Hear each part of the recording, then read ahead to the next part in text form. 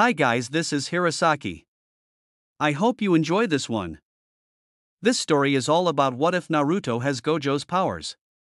Naruto has been in a state of chakra imbalance since the Nine Tails was sealed within him. After Orochimaru sealed the Nine Tails away, his body and soul realigned, allowing him to awaken his bloodline, the Six Eyes. Welcome aboard! Chapter 1. Hello. So it's been a long time since I played with Naruto. I had a spark of inspiration at the hands of Jujutsu Kaisen and have been playing around with the idea of Naruto awakening the legendary Six Eyes of the Gojo clan. I had to play around with the effects of the eyes and how they would interact with chakra and the rest of the limitless stuff. Enjoy! The second stage of the Chunin exams was supposed to be a large battle royal for the various teams to get Earth and Heaven scrolls, one each, then arrive at the central tower. Team 7, led by Sasuke Uchiha, to Naruto's chagrin, was making good progress. They managed to defeat 2 teams and secure extra Earth scrolls, having 3 in total. However, everything went to shit when Naruto, after returning from a pee break, was blasted away by a powerful gust of wind. Followed by the appearance of the nightmare of a sound ninja who took sadistic pleasure in attacking Sasuke and Sakura. Naruto, thanks to his ingenuity and shadow clones, managed to kill the massive snake that was attempting to eat him and rejoin his teammates against the weird sound ninja. The battle became even more intense thanks to the inclusion of Naruto, who was subtly getting enhanced by the Nine Tails chakra throughout the fight. He was darting all over the place, punching and slashing at the snake like a ninja. Massive gusts exploded from the clashes between the two monsters. In the distance, observing the fight, Sakura was finding it hard to breathe under the weight of the sound girl's chakra and the evil feeling coming from Naruto. Sasuke was silently observing, finding it impossible to force his body into action. Orochimaru glared at the blonde after their latest clash. He was starting to feel the Nine Tails chakra burn his hands. His movements are becoming sharper. The boy has no real talent for ninjutsu if Kabuto's recon is correct, which explains the lack of jutsu so far. He's a loudmouth and seems to be similar to how that fool Jiraiya was at that age, the attack first, asking questions later. I could kill him in an instant. Though it's strange, the longer I fight him the better he responds to my movements. I suppose his lineage simply wouldn't allow him to be completely talentless. He mused. The hidden snake Nin decided to cut the battle short and seal off the Biju to deal with the blonde. It was time to mark Sasuke and leave. He spent more time here than he planned. He was sure that the old bastard, or at the minimum the ANBU, were on the way thanks to the large quantities of chakra being thrown around. Naruto tried to dodge, he really did. He could clearly see the freak coming at him, but no matter how hard he tried, his body couldn't move in time. It was more frustrating than any fight he's had with Sasuke, who was frozen watching the battle. The snake was simply so much faster than him, it was impossible to move in time. A hand that was shown with chakra, each finger holding an elemental symbol on it, was slammed into Naruto's stomach right over the Nine-Tails seal. Naruto's eyes widened in immense pain as he fell over, almost passing out instantly. He would have fallen hundreds of feet if it weren't for Sakura's quick thinking, who threw a kunai to snag his jacket on the tree to catch him. The last thing Naruto heard before the darkness took him was Sakura calling out to Sasuke. Which was just typical, he was likely about to die, and she calls for Sasuke. The Nine Tails, or rather its chakra, having been cut off from Naruto's chakra due to the additional seal, allowed something to happen that had been impossible ever since Naruto was 20 minutes old. All the chakra that was in his body was wholly his own. Nothing good came from imbalance. The entire purpose of the second stage was to teach this. If you're too focused on your physical strength, or Earth, you'll lack the mental strength, or Heaven, to succeed as a Chunin. Naruto, due to having the young half of the Nine Tails sealed within him, was overflowing with physical chakra, and had a major deficit of yin or spiritual chakra. This stunted his body in several ways. It was because of this that he was so hyper. It was because of this that he was unable to control his chakra like others were able to. Considering he had to subconsciously overcome the imbalance that was his overabundance of yang chakra, it was no wonder simple jutsu escaped him. He was, unknowingly, having to siphon out the massive quantities of extra yang chakra and bolster his lacking yin side and somehow arrive at the ratio to perform jutsu. But now that the Nine Tails chakra that had been slowly dripping into his network since he was born was cut off, it allowed Naruto's body to reach his natural equilibrium of mind and body, yin and yang.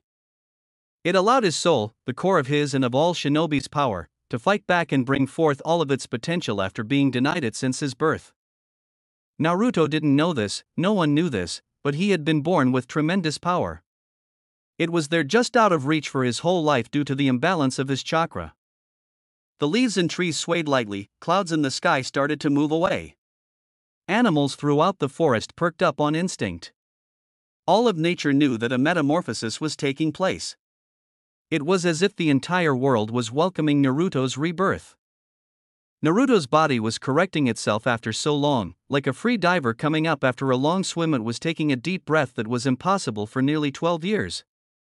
Allowing his birthright to emerge and change the very balance of the world. It had been a rough couple of days for Team 7. Sakura Haruno was currently fighting 3 sound ninjas with all her might, or what was left of it. The ninja in question found it amusing to taunt her with their strength and torture her by not attacking all at once to just finish the fight. She ran a hand through her now much shorter hair. Sadly, it took so very long to get it to that length. Oh well, the ugly sound girl had to go for her hair, despite taunting her by saying caring about hair was for children. Seems she was just jealous because she was ugly and had terrible split ends and took it out on her. Honestly, how hard was it to use the conditioner? Snapping her thoughts away from the dumb bitch, she looked to her 2 teammates as they laid next to each other completely unconscious. Last she checked, Sasuke was running a fever and Naruto's chakra wouldn't settle, making it hard for her to stay hidden. Yet another annoyance. Even in this state he's causing problems. I'm gonna smack the hell out of him after this. She roared in her head as she threw another volley of shuriken at the 3 sound ninja in front of her. Ha! Is this the best you have, you stupid bitch? Shouted the one with strange arms and spiky black hair. Sakura hadn't bothered remembering their names. There was ugly bitch, weird arms and mummy face. God, Naruto was rubbing off on her. She didn't let the taunt get to her, but she was at the end of her rope. She was awake for well over 2 days watching both of her teammates and had been fighting for a while against these 3.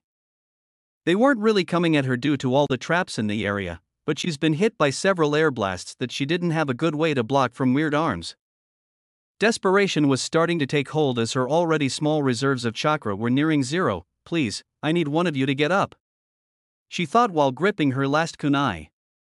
The sound ninja with his face covered in bandages stepped forward. I will ask this once again, hand over Sasuke Uchiha and we will leave you and your other teammate alive. Dosu, why are we bargaining? We should just kill. The angry boy was interrupted by a wave of chakra exploding into the air. All the ninja in the area. Team 10 in the bushes, Team Guy in the trees, the sound team and Sakura all felt the chakra blast into existence over the immediate area. Each of them felt sweat fall down their foreheads as the weight of the chakra fell upon them. It was larger than any of them have ever felt by orders of magnitudes. Even the sound ninja that were subjected to the terrifying presence of Orochimaru could only shake in fear at the feeling of such power. They didn't know what to do. None of them spoke as it was becoming difficult to breathe due to the pressure. Unknown to the ninja in the clearing, it wasn't just them feeling it. Everyone felt it. It only lasted an instant to those outside the forest of death. Everyone who was able to sense chakra beyond a basic level felt their nerves scream at them, telling them a predator had just emerged. The third Hokage in his office felt his battle instinct flare to the max, causing him to turn to the forest in worry of who at that level managed to infiltrate the village during the exams. He was already signaling his personal guard to move out. Jiraiya the Toad Sage, who was sitting in a tree overlooking the hot springs in the southern part of the Leaf Village, snapped his pan and instinctively flared his chakra to prepare for battle. Unfortunately, the women in this particular spring were ninja and pounced on the pervert after noticing his chakra. Kakashi Hatake dropped his book. Might Guy fell from his handstand. Asuma Sarutobi dropped his cigarette. Kurenai Yuhi nearly tripped over herself as she walked home. The ANBU were frantically moving into action. The barrier squad members nearly passed out. All over the village, hidden in the leaves, shinobi were feeling the pulse of chakra that signaled the birth of the one who would change everything. They would likely pass out in shock if they knew it was coming from the knucklehead Naruto Uzumaki of all people. In the clearing, it was Sakura who figured it out first. She was the closest in proximity to Naruto and managed to turn her head towards him to see a minuscule amount of chakra glowing around his body. It was blue in color, and it was partially translucent, but she could see it covering him, and her mind made the only connection that made sense. Naruto? She managed to say as the chakra pulse was slowly dying out. Her voice caused everyone from the leaf to turn to the unconscious blonde in shock. The sound ninja looked to her blonde teammate nervously. In the next moment, the chakra was gone from the area. Everyone was able to breathe normally and wipe the sweat from their faces. Some, particularly those who knew Naruto, chalked it up to a weird fluke and tried to forget about it. Till Naruto stood up. The air around the blonde seemed different. Almost as if it was waiting for his command, as if the world itself was waiting for him to demand something so it could happily oblige. The hairs on the back of everyone's neck stood up, as if a massive tiger was standing right behind them staring at their necks with drooling fangs.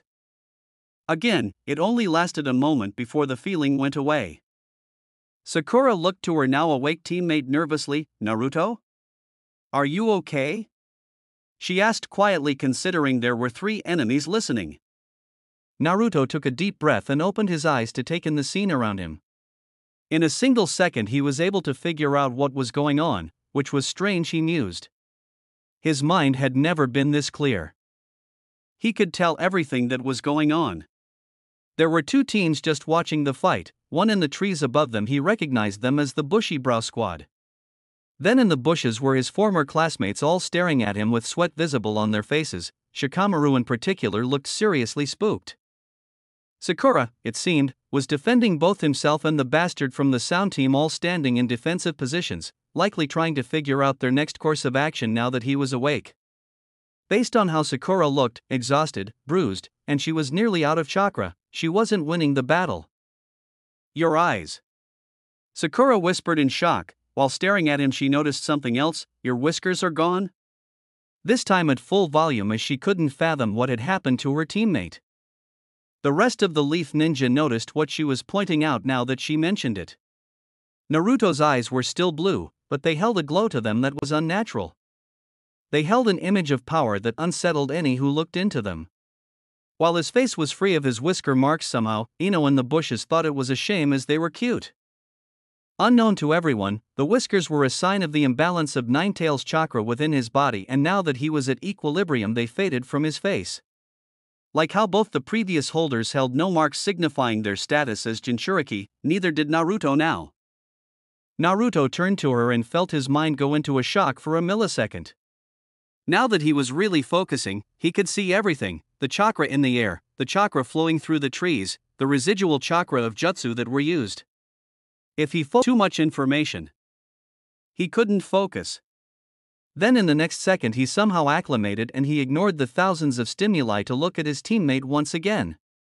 "What do they want?" Naruto questioned calmly, ignoring her comments, as he pointed to the 3 sound ninja. Before Sakura could answer, the loud one with the strange arms yelled at him, "Hey! Ya stupid blonde bastard, we're dash!"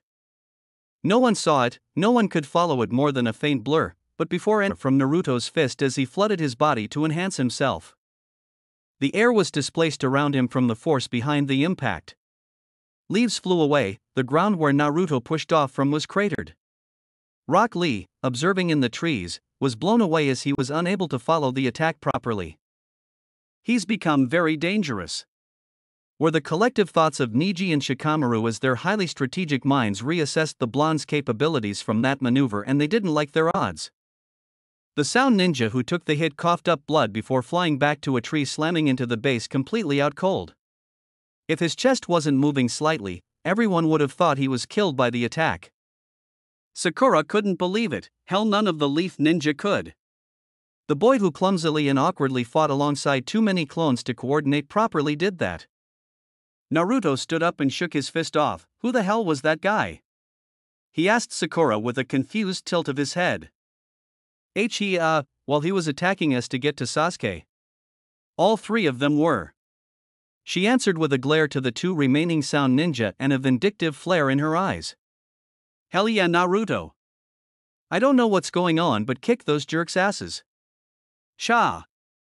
Naruto turned to them and then back to Sakura. For real, they seem pretty weak? He asked with a frown while pointing his thumb towards the ninja in question. He had looked at their chakra, the amount, density, nature, how and where it was channeled, all of that, and he just couldn't consider them anything more than small fry. Then he turned to the other leaf ninja surrounding them. Also, why are all of you just watching this? Do you want to take our scrolls or something? He asked while rubbing the back of his head trying to figure out who he was going to have to fight. Six-Leaf Genin felt their eyes widen in shock as the blonde revealed that he knew they were there. Team 10 stood from the bushes, Shikamaru still visibly sweating. That chakra wasn't normal. It felt terrifyingly powerful, and I know it came from him. Those eyes, the change in his body, whatever happened? I want no part of it. We were going to jump in if Sakura couldn't handle it. Shikamaru gulped. Both Ino and Choji knew to let him take the lead here and stayed quiet. Naruto smiled. Ah, that's nice of you, Shikamaru. Bushy brow, are you guys doing the same? He asked Team Guy standing in the trees, now visible to everyone else. Niji stepped forward before Lee could answer. No, we were merely observing. We are leaving. With that, he and his team left in a hurry, Lee doing so at the glares of his teammates as they knew he wanted to speak to the blonde, which they adamantly refused to allow at the moment, since they didn't know what Naruto would do next if they stuck around too long.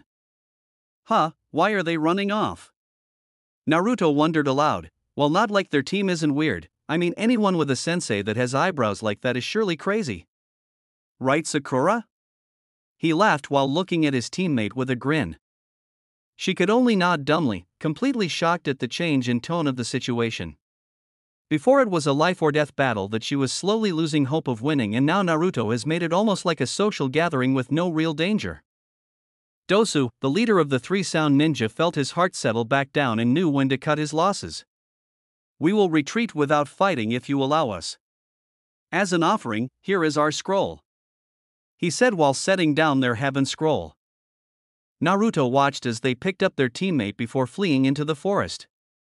Huh, guess they didn't want to fight anymore. He laughed lightly, then clapped. Well then, I guess they were terrified of my sheer awesomeness, huh?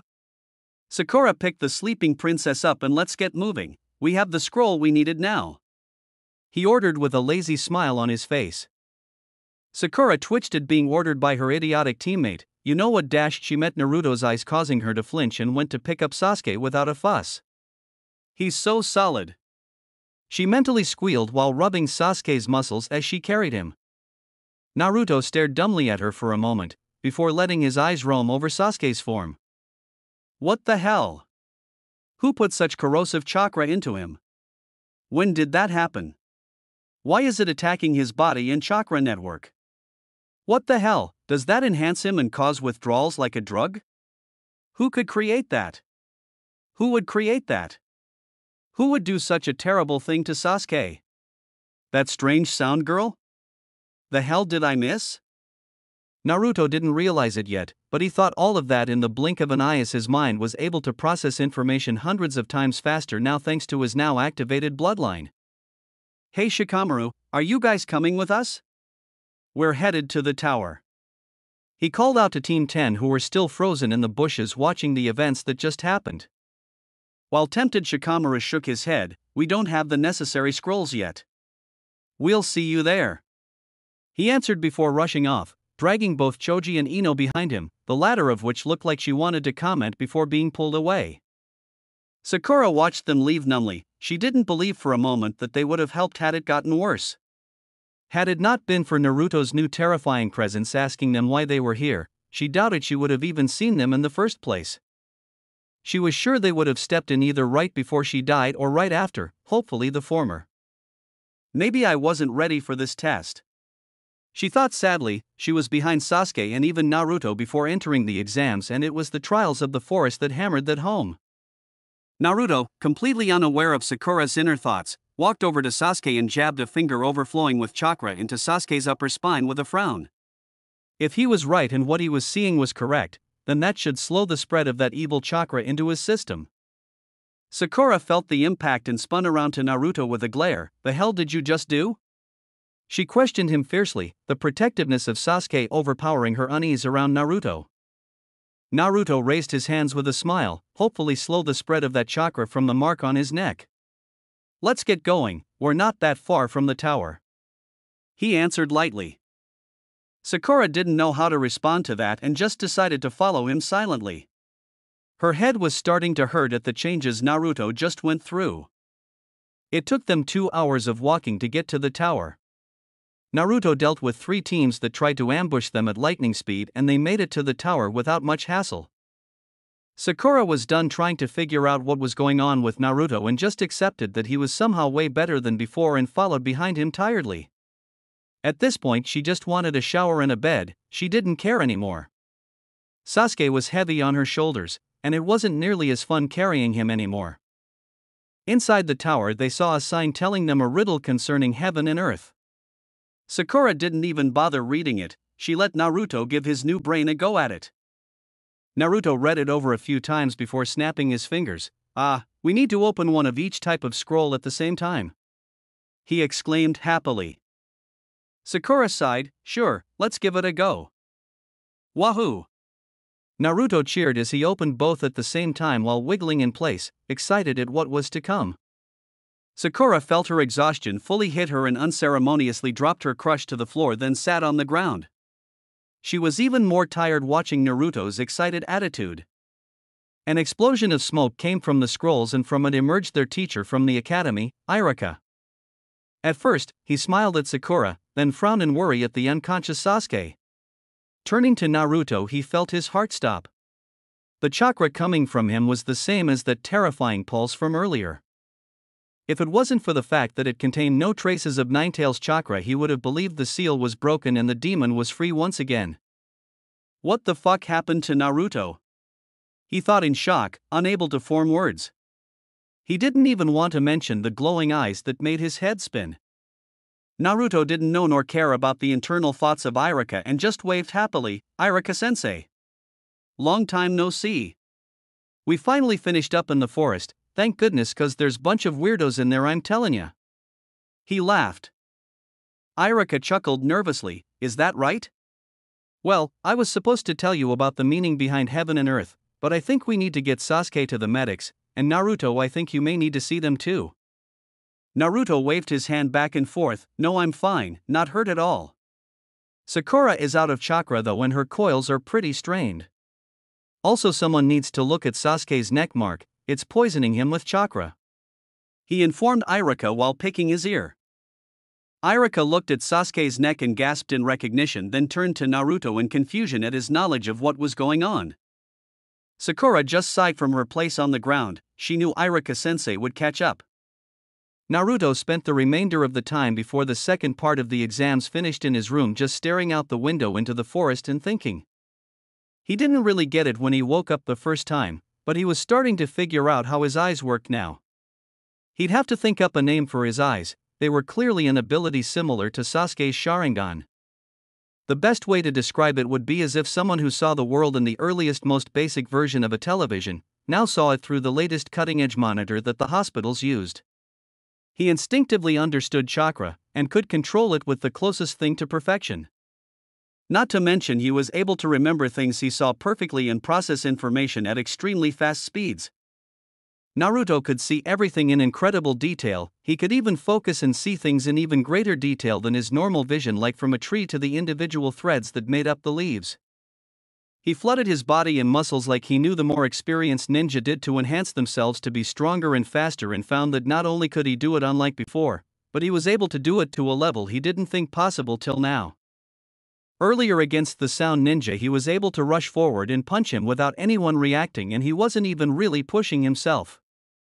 Another thing he noticed was that his eyes didn't turn off like Sasuke's Sharingan. They were always active.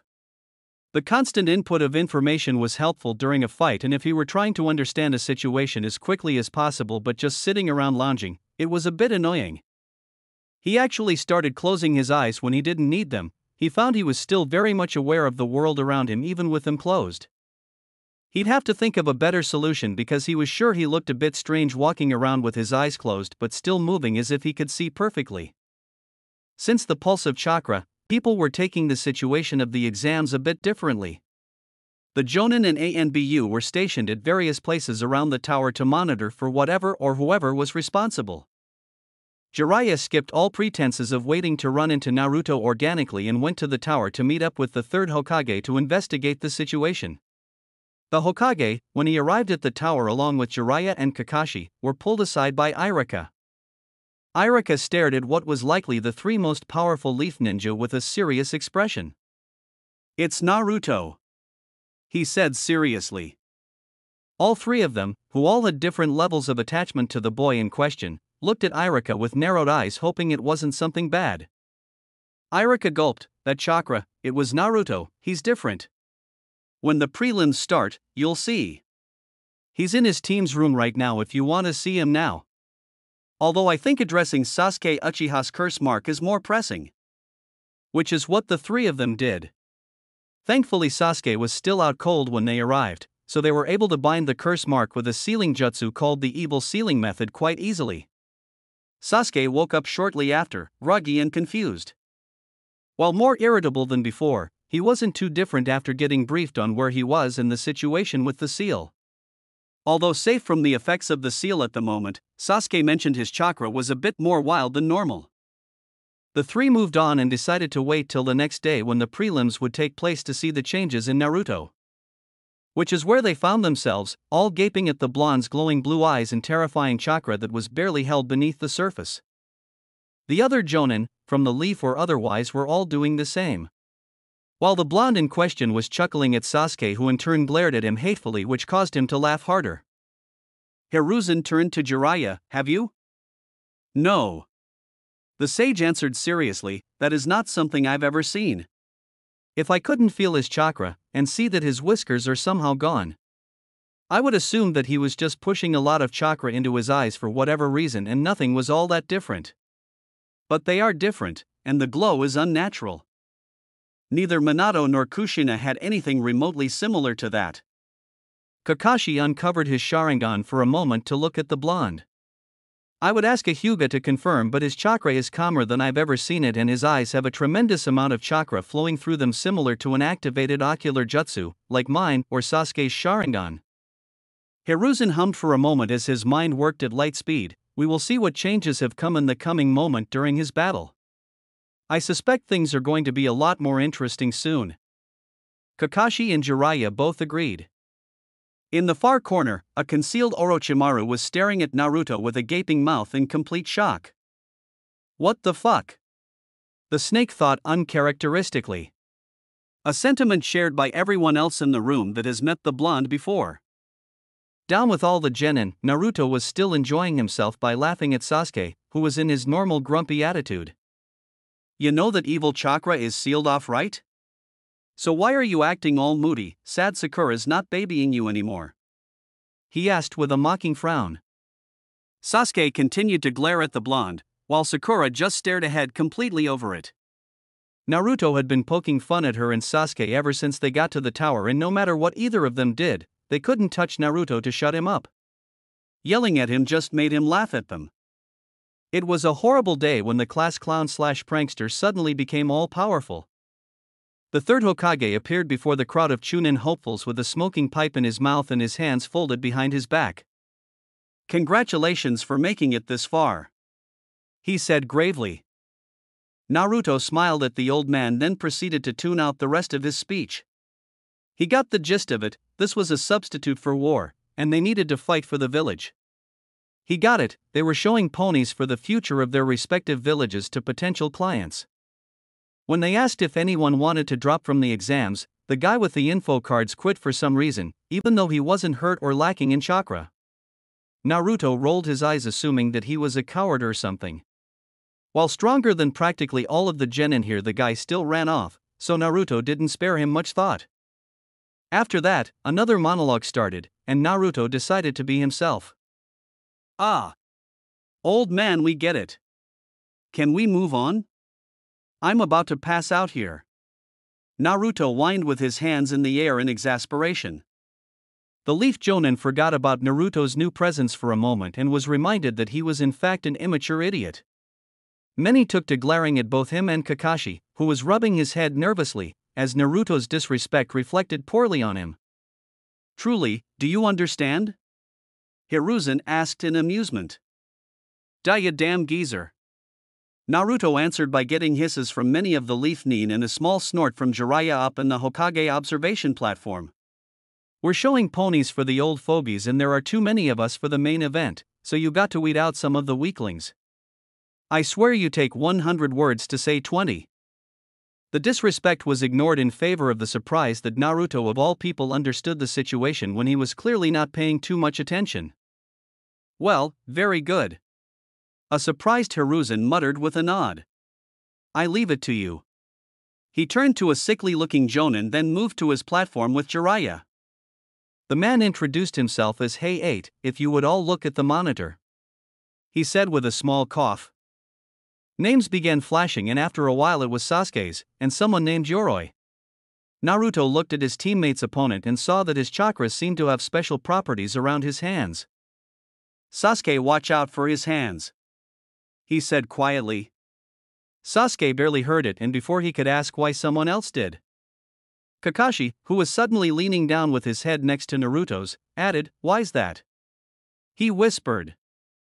Naruto fell back in shock, he didn't even know when Kakashi got there. Whoa, how'd you do that, Kakashi-sensei? He asked in bewilderment before answering, his chakra, it's got something interesting going on with his hands. He whispered to the two who were gazing at the boy in question. Kakashi hummed in interest, so his eyes did have some type of ocular jutsu that allowed him to see chakra. Well, you heard him, Sasuke. Let's get up to the second level, Sakura, Naruto. Kakashi said with an eye smile before walking towards the stairs. Moments later it was just the Uchiha and the strange genin left, and their fight began. Sasuke made quick work of the guy with Naruto's warning and Sharingan enhanced hand-to-hand. Naruto cheered loudly and obnoxiously, woo. You did it, you beat that guy. He shouted, getting glares from some of the others in the room. Kakashi clapped with an eye smile next to the blonde while Sakura was on the other end of the stands next to Kurenai pretending she was in Team 8. Fights continued for a while. Naruto made a genuine nuisance of himself by calling out everyone's weaknesses as a joke while they fought, then made both helpful and unhelpful suggestions. Shino, your bugs are really gross, I mean they're inside that guy's arms? Yeah, they should eat that chakra, it's like an air cannon. Wo Choji's extra fat, that sound guy will have an easier target now. Hey Hinata, he's hitting those chakra point things inside you, you should block that. Fuck you Hyuga guy. I'll kick your ass. Is he a puppet? Think Bun Bun will notice it's a wind jutsu? These sound ninja are all on brand, huh? I mean genjutsu from a bell? Think they go out of their way to stick to their niche? Oh cool, Shikamaru won. The only ones that were enjoying Naruto's commentary were Kakashi, Hiruzen, and Jiraiya. All three who would have been bored out of their minds watching Genin fight.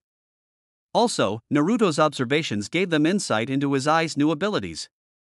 Naruto Uzumaki vs Kiba Inuzuka. Oh, hey, I got Kiba.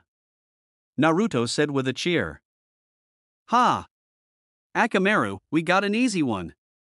Kiba cheered while petting his faithful companion who was laying on the ground refusing to move. Huh, what's wrong? Naruto jumped down to the arena before turning to Kiba, he's scared. He called out happily. Kiba glared at the blonde, as if he probably doesn't want to waste his time with a dead last. No worries, I got this myself. Kiba said arrogantly, not noticing Akamaru was shaking while looking away from Naruto. It was unfortunate that his enhanced senses were primarily in his nose as he didn't quite notice how much Naruto had changed beyond his eyes. To which he thought Naruto was just trying to get more attention. Hey looked between the two nervously, while the blonde made him nervous, not Kiba, then started the fight on the Hokage's signal. Everyone, from the Genin to the Hokage, leaned forward in anticipation. Naruto watched Kiba approach him as if he was in slow motion. He could see every muscle twitch and minuscule detail of the boy's approach and felt like he had hours to respond. A punch from the Inuzuka flew at Naruto at speeds that he would have likely been unable to dodge before his evolution.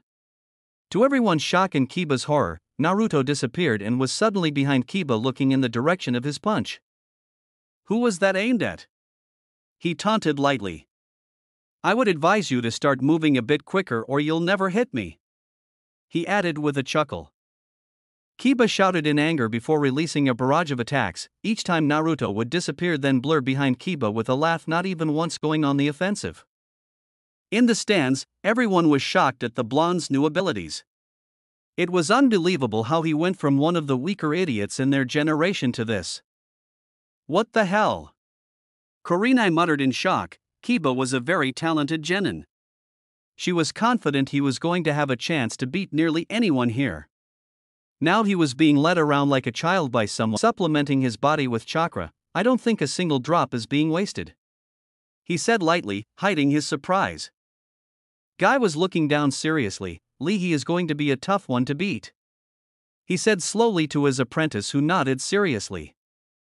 Niji had his Byakugan active and was watching in shock. When did that blonde moron get a bloodline? His eyes have chakra running through them similar to how mine or the Uchihas do when our eyes are active. Everyone heard his comment and found their suspicions confirmed. Jiraiya continued to watch closely. The young Hyuga confirmed what Kakashi was saying. We'll have to talk to Naruto after the prelims, sensei. Something changed Naruto, and I'll bet my fortune it has to do with Orochimaru attacking Sasuke in the forest. It was the only thing that made sense after all. Hiruzen nodded, I agree. I'll have Kakashi bring him to us afterwards. Although I'm sure he would have anyway. Sasuke glared as he watched with his Sharingan. I don't get it, that idiot didn't have a bloodline before. He said in shock. Sakura walked over. In the forest while you were both unconscious, Naruto's chakra and body changed. She said with a frown. He was different, or rather his presence was. He's still an idiot, just able to take out an enemy in the blink of an eye with no effort. Kakashi turned to her. Yeah? He asked lightly, although his performance right now led him to believe it. Kakashi was still curious about Naruto's improvements. The sound Genin Zaku, the one Shino fought. She answered. I'm honestly surprised he managed to make it here after that. Naruto hit him harder than anyone I've ever seen. Shino, who was near them watching with his team, spoke up. Then that would explain where the broken ribs that my bugs felt came from. I found it odd that he was that injured and still fighting. He commented. Down below, Naruto was having a great time, but found he was getting bored. Hey, I'm gonna attack now, okay? He said to the huffing Inuzuka. Similar to before, Naruto blurred forward and punched Kiba. This time he made sure not to hit him nearly as hard as he did the sound guy from the forest. Though, Kita was still blasted off his feet and sent rolling back till he hit the wall completely out cold. Naruto frowned as he looked at his fist. Am I that much stronger or is he that weak? He turned to Kakashi. Did I hit him too hard? I expected him to be okay at that level. I didn't even put that much chakra into it. Kakashi answered from the stands with an eye smile. Naruto, there was enough power in that punch to knock out any Chunin I've met. He said with a thumbs up. He didn't mention that some Jonin would likely have been taken out due to the impressive speeds Naruto just showed. Naruto listened to his sensei before turning to Kiba, who was starting to come to. Hey dog breath, you suck.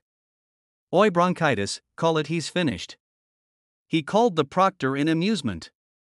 Hey 8 sweat drop, is he referring to me? He looked at Kiba for a moment, who was failing to get to his feet before nodding to himself. Winner Naruto Uzumaki. Naruto whooped, then jumped back up to the stand smiling at his team. That was pretty easy. He laughed with a comical expression on his face. Teammate Sensei Kurenai gave him a side eye at his disrespect, but didn't call him out. Shikamaru, who had been unable to think of anything else since Naruto's awakening in the forest, stepped forward towards Naruto. His personality is the same, so he may answer me here. What's up with your eyes? He asked nonchalantly. Everyone subconsciously leaned forward hoping for answers. Naruto perked up. Oh yeah, I have super awesome eyes now. He said with a grin. Everyone in earshot fell over at his answer. Shikamaru shot up. I get that, you idiot, what's new about them? He shouted, much to his team's shock. Naruto leaned away from Nara. Well, why are you all upset? I mean, I can see way better. Not to mention my chakra control is really good now. Honestly, it's not too big of a deal, I'm as awesome as I've always been," he said with a devilish grin. Shikamaru rubbed his forehead tiredly. "I don't know if he's messing with me or just the same old dumbass." Kakashi smiled at the interaction. "Interesting. I guess we'll have to talk to him later.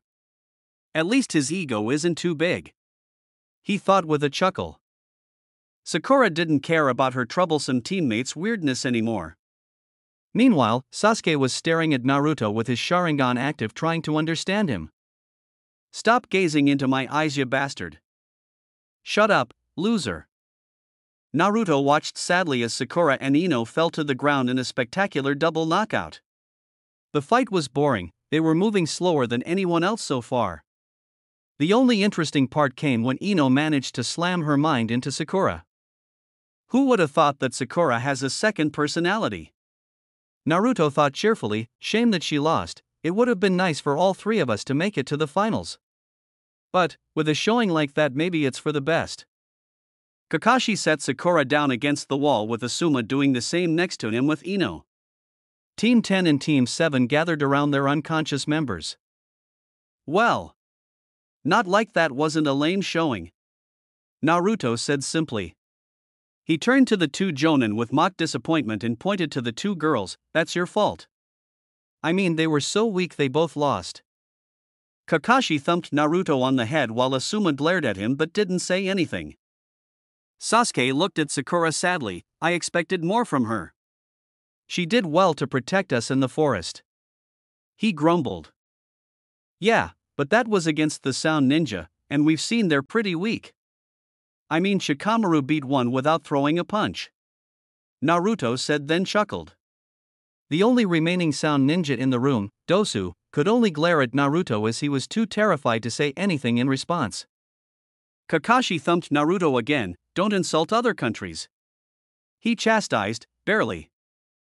Naruto, in a lightning blitz of speed that Kakashi wasn't ready for, shot his arm out and thumped Kakashi on the shoulder, since he couldn't reach his head. "Stop that," Naruto whined with an over-dramatic frown. Kakashi only chuckled while he waved his student off. "He really is the same as before, he just has this crazy ability enhancing his skills," he thought lightly. The next fight was Rock Lee versus a guy from the sand, Gaara.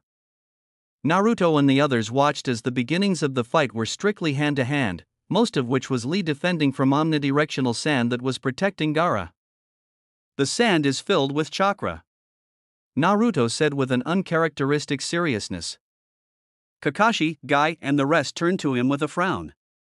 Down below, Lee back flipped away then blitzed forward to re-engage. "Obviously, otherwise he couldn't control the sand," said Sasuke with narrowed eyes, unknowingly saying what was on the Jonin's minds. Naruto shook his head. "Yeah, sure, I wouldn't have mentioned it if it was just his chakra. But that sand has 2, no 3 different chakras in it. Strange," he said with a hum at the end. The Jonin who managed to hear him narrowed their eyes at the information, particularly Kakashi, who uncovered his Sharingan. Guy, who was next to him, leaned over as his rival worked to confirm his student's information. Kakashi covered his eyes with a sigh. "Whatever he is able to see, it's beyond what I can. To me, the sand has chakra in it, that's all." Lee landed on the statue after a series of dodges, and Guy, having more insight into Gaara now, decided to allow him to remove his weights. Rock Lee took those words with genuine excitement as he happily revealed weights beneath his leg warmers, then quickly held them up after removing them. Gaara merely watched silently, still showing no emotion on his face. Which was ironic considering the tattoo on his forehead of the kanji for love. Naruto smiled at the interaction, not fully understanding the ceremony of the situation. "Huh, you wouldn't think taking a few weights off would make someone that happy?" he wondered. "Who knows with those two?" Kakashi sighed tiredly, long past trying to figure out Guy's eccentricities that were unfortunately passed on to his student. Everyone watched as the weight fell to the ground, wondering what the big deal was. The Sand Ninja watching didn't believe it would matter all that much. Till the earth shook from the weights hitting the ground. The reaction from everyone in the room, from Genin to the supervising Jonin, Orochimaru in disguise, Jiraiya, and the third observing up top, They're insane. Naruto shook his head in amusement. I'd love to have a fight with Lee, he's got some incredible strength if he's that fast with those weights and no chakra helping him out. He said lightly. Lee shot off towards Gaara several times quicker than before. Guy cheered him on with all the genin muttering in shock at the speed. Naruto was able to easily follow the fight despite the incredible speed that they were moving at now. While Lee was moving at, Gaara seemed just as surprised and unable to follow the green beast as the rest of the genin. After removing his weights, Lee's movements were not only faster but far more precise. Naruto decided to watch him far more closely.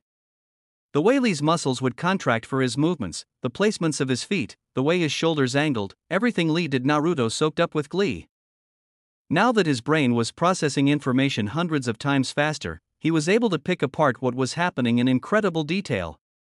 Lee's fighting style revolved around striking very hard and very fast. Naruto knew that his own technique left much to be desired, so he would work to incorporate these movements. At the same time, Gaara was able to maneuver his sand in more widespread ways now that he was directing it with his hands. Naruto was able to see the various types of chakra commingling within the grains as he attacked. What's he doing? His bandages are moving? Naruto wondered aloud, getting Kakashi's head to snap towards him before he watched the fight more closely. True to Naruto's observations, Lee managed to kick Gaara in the chin, launching him into the air, then proceeded to follow up with an impressive series of kicks. Each impact reverberated through the room, getting small flinches from the genin at the powerful display. The bandages wrapped around Gaara, allowing Lee to grab and spin the sand ninja into the hard ground. Naruto tilted his head in wonder while watching the turn of events. He looked over at Kakashi and Guy, who were talking back and forth lowly, then to the genin around the stands, watching in anticipation with impressed looks on their faces at Lee's capabilities. Then he decided to ruin it for fun. That was a pretty good substitution by Sandboy, Naruto said with a devilish smile. Hope Lee isn't hurt too bad by the backlash, since he didn't really accomplish much. The ninja around him looked at him in shock, Team Guy in horror, before turning back to the fight to watch as Lee's attack landed and was revealed to be wasted. How the hell? Muttered Ten while watching Lee barely dodge the sand due to the pain from the lotus. When? Muttered Niji. Guy was frantic while watching the fight progress. I didn't even see it. He shouted in shock. It was during the kicks, answered Kakashi with his Sharingan exposed. When you closed your eyes to pray, he switched out in a flash. I would pull him from the fight, Guy, he's in no condition to continue. Guy glared at his rival, but before he could talk, Naruto spoke up lazily. Nah, he's gonna be fine. He's pushing chakra to those inner blockers, give him a minute or so and he'll have quite the boost. Blockers? Asked Sasuke, not to see what Naruto was talking about with his Sharingan. They're called gates, the 8 inner gates to be exact, answered Kakashi while turning his Sharingan enhanced glare to Guy, and you taught how to open them to a genin.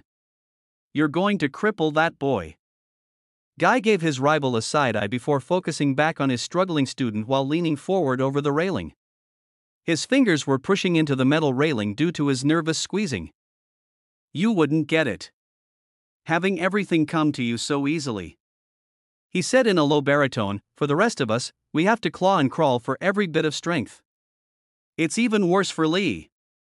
Even the most basic ninjutsu and genjutsu is beyond him.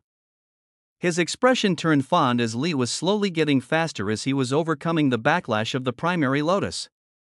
Lee just wants to prove he's a splendid ninja with his hard work. I only did everything in my power to help him with his dream, he proclaimed proudly. Naruto smiled down at Lee. He was truly impressed with the boy's drive to achieve his dream. Not to mention the evidence of thousands of hours of hard work getting him to where he is now with his lack of ninjutsu or genjutsu. I think he's gotten there already, Bushy-brow sensei, Naruto interjected lightly. Something I've learned is that ninja don't always improve on a slow curve, it can be a sharp and immediate increase as well. Lee's movements became even sharper than before as his body was acclimating to the 8 gates activation. His eyes flaring with incredible power, and his entire body shining brightly with green chakra.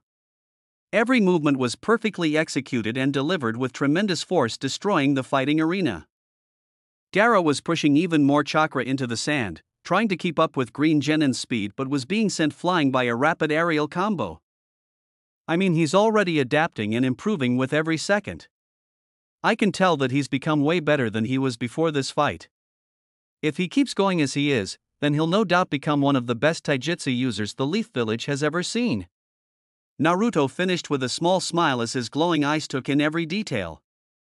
Guy looked down happily, a bit of water popping up in his eyes. Thank you for those words, young Naruto. I'll trust those eyes to see Lee's incredible potential.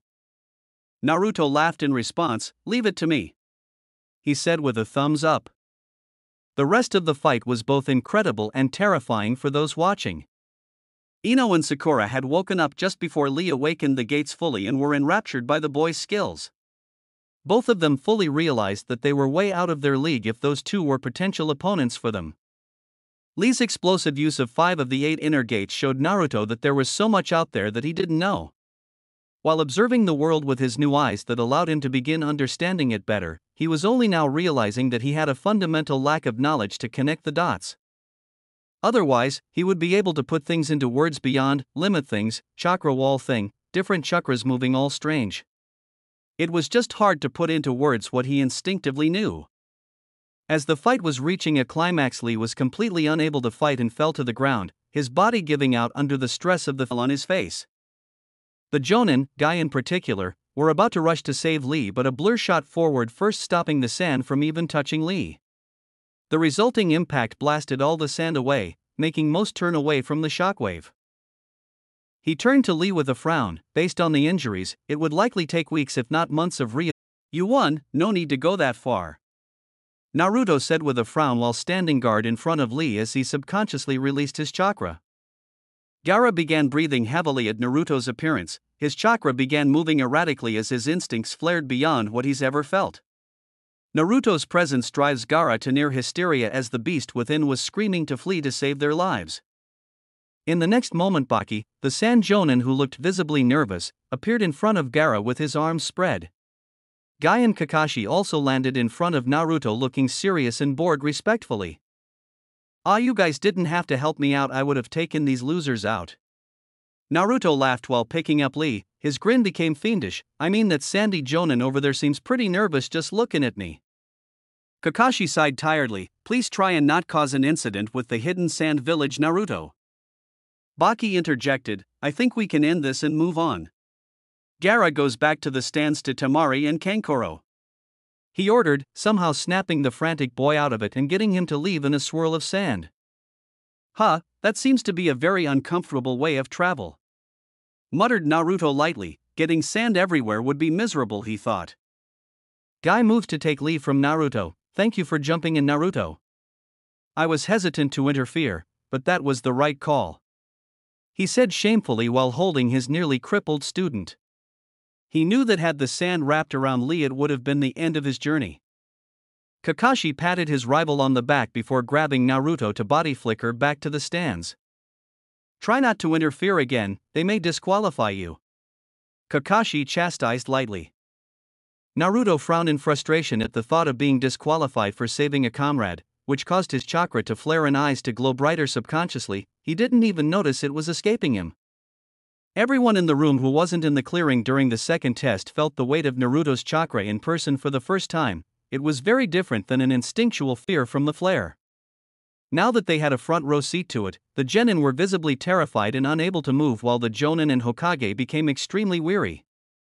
Somehow it was Sakura of all people who smacked Naruto on the back of the head. Stop it, you're scaring everyone, dumbass, she told him tiredly. Her hand was shaking, but she managed to hold firm, knowing in her heart that he was still the same Naruto for the most part. Naruto's presence instantly went back to normal, and he looked around surprised. Everyone from Sasuke to the other Jonin sensei were looking at him warily.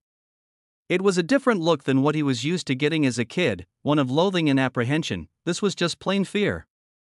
He didn't really understand why. He wasn't trying to scare anyone. He turned to the high stands where the Hokage and some other old dude were standing and shot over. He needed to figure out what was going on with everyone's reaction to his chakra, and the old man knew more than most about stuff like this. He was really strong himself. Hiruzen and Jiraiya were able to follow Naruto's approach, but they were blown away by the boy's speed. He was easily on par with skilled Jonin, although his movements weren't exactly skillful. It was due to his masterful chakra control allowing him this speed, not physical skill. Landing on the railing, Naruto looked at the Hokage with a frown, then felt a bit vindictive, which caused his eyes to crinkle in amusement. "Hey, old man, is everyone here so lame that I scare them that much? I don't get it?" he asked with a whisper, making sure everyone could hear him twist the knife. He found it pretty funny that everyone was so scared of him now.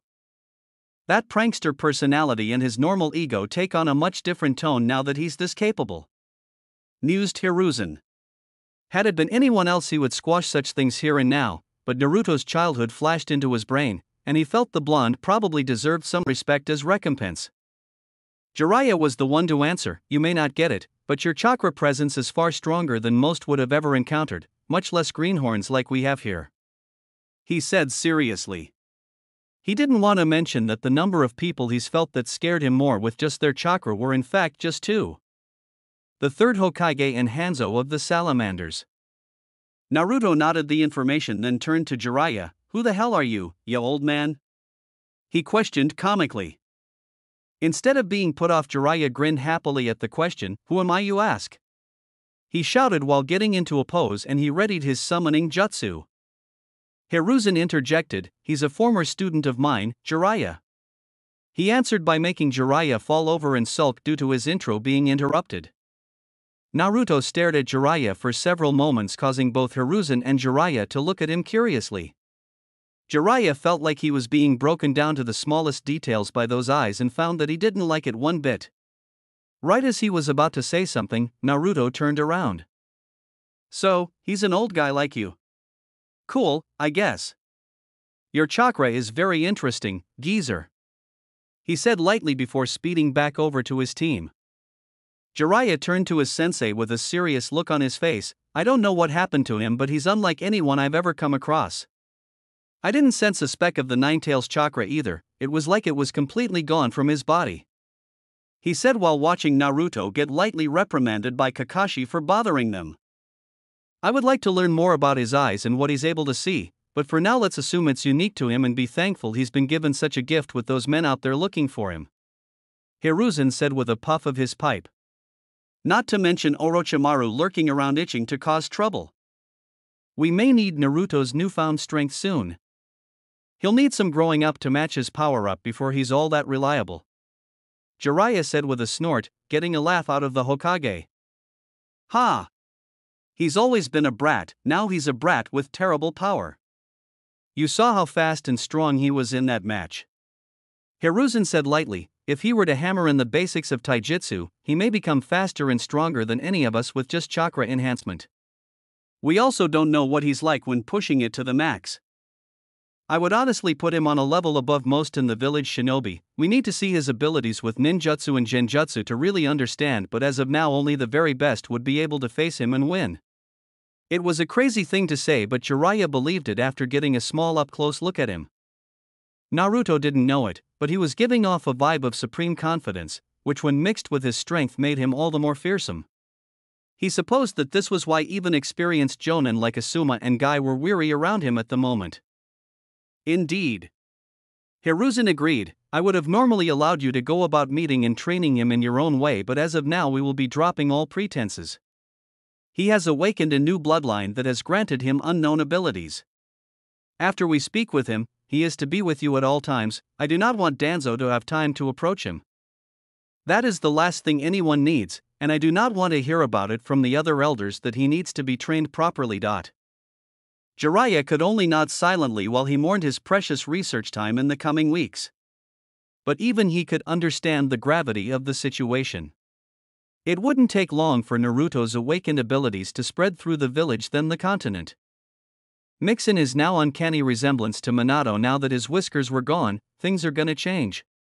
In his expert spy opinion, Naruto would have a month before everyone in a position of power to have at least heard a rumor about him. In their discussions, Hiruzen and Jiraiya didn't notice that the last of the prelim fights were finished and the winning genin were gathered on the floor again to determine their opponents for the finals. Hey-8 gestured to a small podium with a box atop it. "We're not going to make it complicated, pick a number. Number 1 will fight number 2 and so on. Sasuke Uchiha, please step forward. Sasuke walked up silently and drew his number. Funnily enough, it was number 1. From there it continued. Naruto watched on as it was decided that Puppet Dude would fight Shino. Shikamaru would fight Wind Girl. Dosa the sound guy got the highest number, meaning a free round, and finally he drew his number with a comical expression. He showed it to everyone else. He had been hoping for 2 to fight Sasuke, but he got 3, meaning the Hyuga. But that means... Naruto thought warily while looking at Gaara, who by process of elimination was to be Sasuke's opponent in the first round. He locked eyes with Kakashi, who gave him a reassuring eye smile that only made him worry more.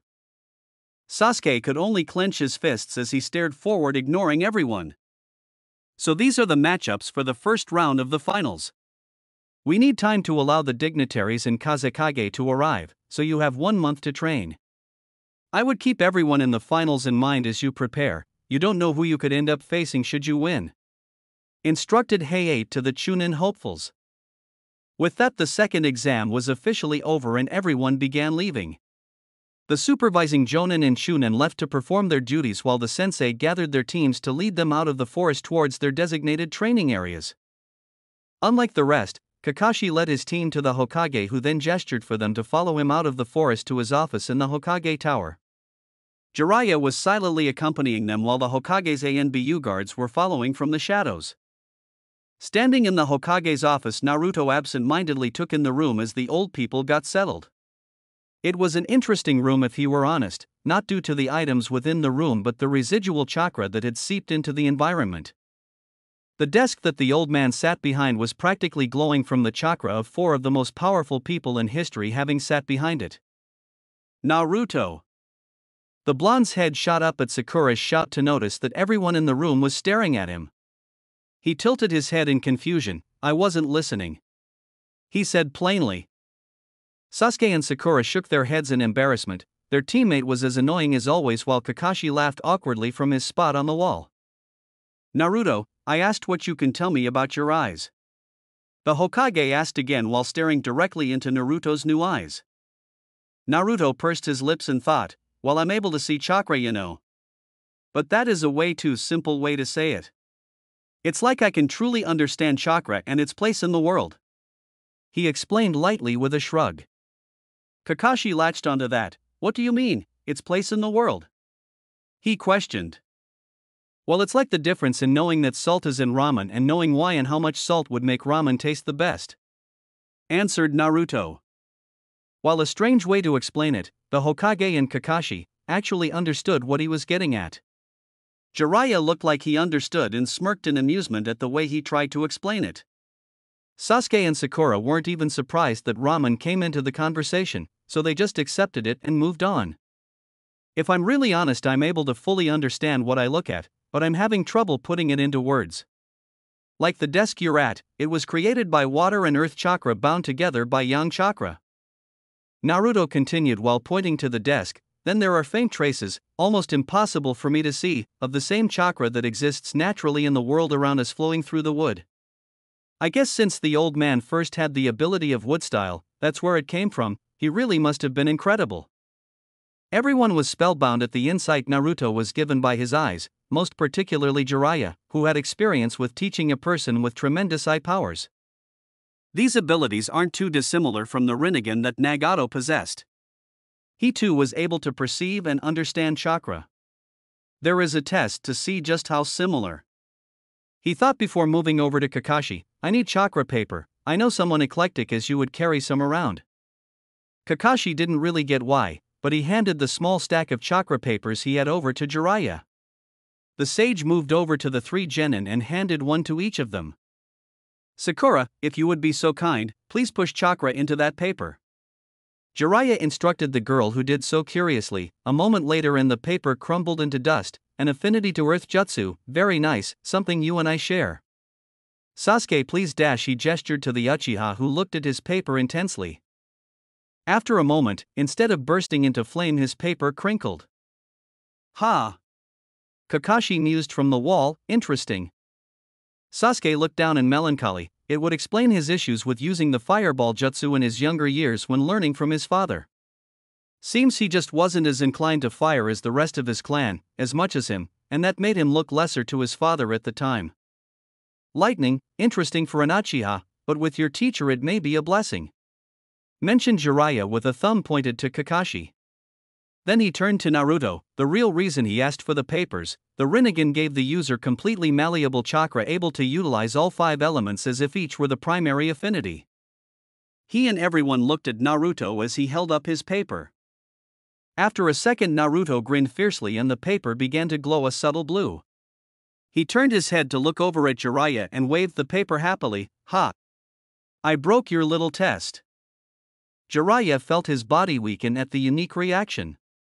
Never in his life had he seen something like that. No one had any affinity. Nagato's paper had a reaction of all the elements at the same time before turning into a strange black metal.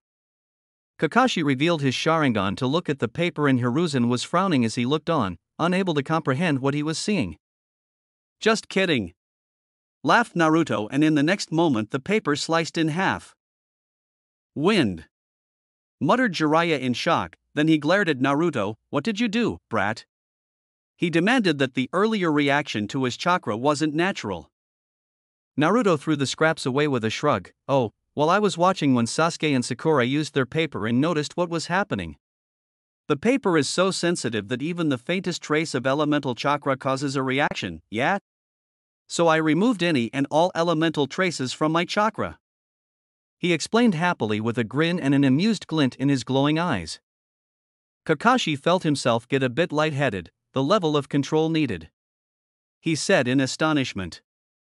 The Hokage was feeling similar to Kakashi. He grabbed a chakra paper and tried to do the same. After several moments when he felt he may have succeeded, the paper burst into flames showing his fire affinity. Not even I could do it, he hummed. Jiraiya didn't bother trying himself. If Sensei couldn't do it, then no one alive could do it. Maybe Tsunade, as she is intimately familiar with her chakra and she never spent much time learning elemental jutsu. But that's beside the point. Both she and Sensei have literal decades dedicated to learning and perfecting their chakra control. Naruto did it on a whim to mess with me. I think I'm understanding just what he's capable of now. Last test and this will seal it. The sage walked up to Naruto, who looked up at him curiously. Everyone in the room was watching curiously. Do this, Jiraiya demanded as he held up his palm and created a perfect Rasengan. Hiruzen and Kakashi connected the dots and felt sweat build on their heads at Jiraiya's implication with this test. If Naruto succeeded, then that would mean he had literally infinite potential with chakra, internally and externally. Naruto stared at the orb and felt himself be drawn in almost hypnotically. It was incredibly dense and was made up of hundreds of streams of rotating chakra. The orb was completely self-sustaining and would likely pack quite the punch on whoever was so unfortunate to be on the receiving end. He could tell this would be an incredibly difficult jutsu to learn. It just required too much to focus on and control to create, likely taking months of practice to get it to the level of being usable in battle. Whoever designed such a jutsu was on a whole other level in terms of smarts and ingenuity. Yeah, give me a second. Naruto cupped his hands and focused hard, looking directly at the jutsu then back to his hands. After a moment it started to form. It was slow and sloppy, barely holding the proper form at first as wisps of chakra were leaking out of it at first. It was slow, taking well over a minute to create, but after a moment it was done. Naruto extended his hand right next to Jiraiya's and the two orbs of destructive chakra danced next to each other almost identically save for color. Jiraiya held a small faintest tinge of red at the outermost layer as his natural chakra color made itself known. While the other, Naruto's, was a deep blue with a white core similar to his eyes in color. That's... Kakashi exclaimed in shock. He couldn't even put it into words. The Hokage had long since put his smoking pipe down lest he drop it on his stack of papers. Neither could form into words the implications of what they were looking at. Sasuke had his Sharingan active and was unable to copy the jutsu. Sakura frowned as she watched. She recognized the Rasengan from the textbooks and knew just how absurd the feat Naruto just accomplished was. Naruto drained the chakra from the orb and put his hand back down. I think that was the perfect jutsu for me. I've got some interesting ideas from it, he said happily. He never considered chakra manipulation like that, which made him think he was thinking too small on what he should start learning for jutsu. Jiraiya let go of the orb and rubbed his eyes. Naruto, you didn't copy it similar to the Sharingan, did you? To me, it seems as if you just instinctively know how to use chakra at nigh perfect levels. That and your ability to see and comprehend chakra was what allowed you to create a Rasengan after just learning of the jutsu. Correct? He asked, already suspecting it to be the truth. Pretty much, yeah.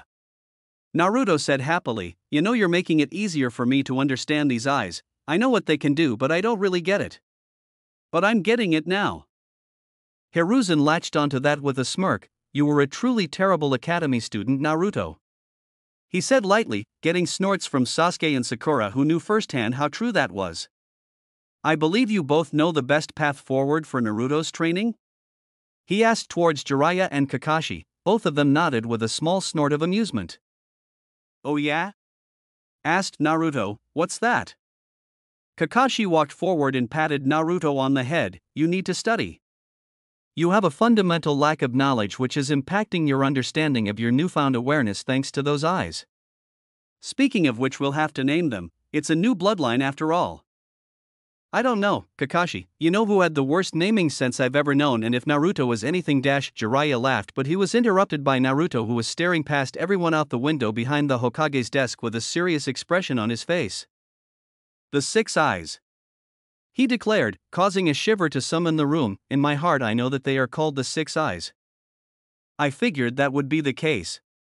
Mused Hiruzen, similar to other bloodlines that could be named one thing or the other, there is always the true name that people who awaken them instinctively know.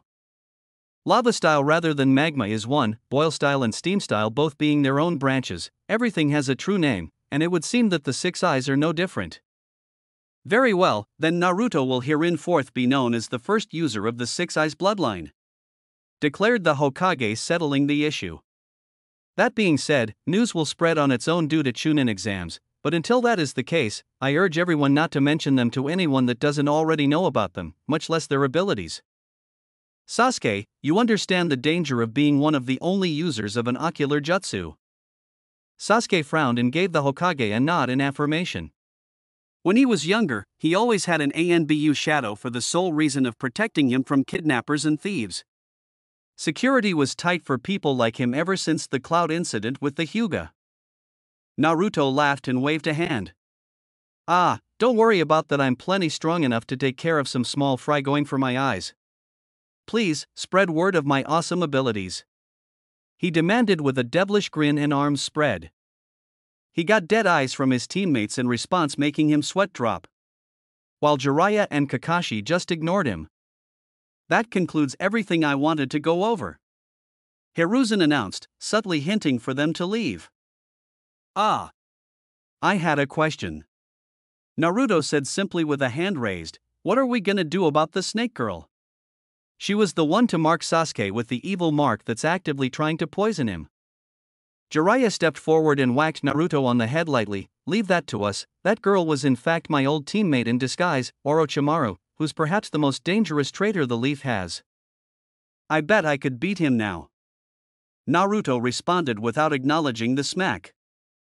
Speed, strength and a Rasengan won't be enough to do that, and we don't want him going for your eyes. Responded Jiraiya seriously, now starting to understand how deep Naruto's ego ran. Naruto shrugged without care, pretty sure the fourth became feared above all others with those three things, but whatever, I'll step in if it gets bad. He declared before turning around leaving the office. The rest of the room watched him leave dumbly. Sasuke and Sakura decided to follow his lead after bowing to the Hokage. After the three genin were gone, Kakashi turned to the Hokage and Jiraiya seriously. How could this have happened? He asked, voicing the thoughts of the other two without knowing. Jiraiya shook his head, no idea, there's never been a concrete reason for bloodlines existing. The Byakugan and Sharingan have been around for thousands of years, so their origin is nearly unknown. The first Hokage's wood style was said to be a mutation unique to him as a result of his titanic life force and the Senju family's affinity to earth and water. Hiruzen stood and looked over to the pictures on the wall, particularly of the fourth Hokage. Naruto hails from a very esteemed bloodline in Kushina, the only daughter of the Uzumaki clan's main bloodline in that generation, and was a distant cousin to Mito who hailed from the same family. Both were born with powerful chakra that allowed them to subdue even the Nine Tails. But that isn't the only family Naruto was born from. Are you suggesting that Sensei's family had the 6 eyes? Kakashi questioned incredulously. No, that's not possible, Jiraiya said with a shake of his head. Hiruzen raised his hand to stop them. No, not in the way you're both thinking. First, we know nothing of Minato's family. He was an orphan from the Second War as far as we were able to trace. No, I mean that Minato was always able to understand things quickly, and for a person without the Sharingan he was able to perfectly move and react at immense speeds. It could be that his unique natural talents and Kushina's immense chakra power merged into what has been born into the 6 eyes that Naruto has awakened. We also shouldn't completely ignore the presence of the Nine Tails in both Kushina and Naruto. The third Hokage sat into his chair tiredly. At the end of the day, mutations becoming bloodlines is something no one really understands. Orochimaru drove himself insane trying to understand the world because of things like this. He sighed. At the end of the day, the how doesn't exactly matter. Jiraiya said with a sigh, what's left is to see where Naruto goes from here. We don't have to worry about his potential anymore. I don't think anyone has been born with more than him. Kakashi nodded, agreed. With all this taken care of, I'm going to be taking Sasuke to train for the month. He needs to be ready for Gaara, he said before leaving the office. The room was silent for a moment before Jiraiya spoke. It could be him, Sensei, Jiraiya said, full of melancholy. The child of prophecy, Nagato, was killed, as was Minato. Perhaps it is Naruto who has the best of both worlds. Powerful eyes, immense power, and Minato and Kushina's spirit. Hiruzen gazed at his former student fondly. Perhaps you are correct. Good luck with him, he added lightly. 1 month later, Chunin Exams Arena.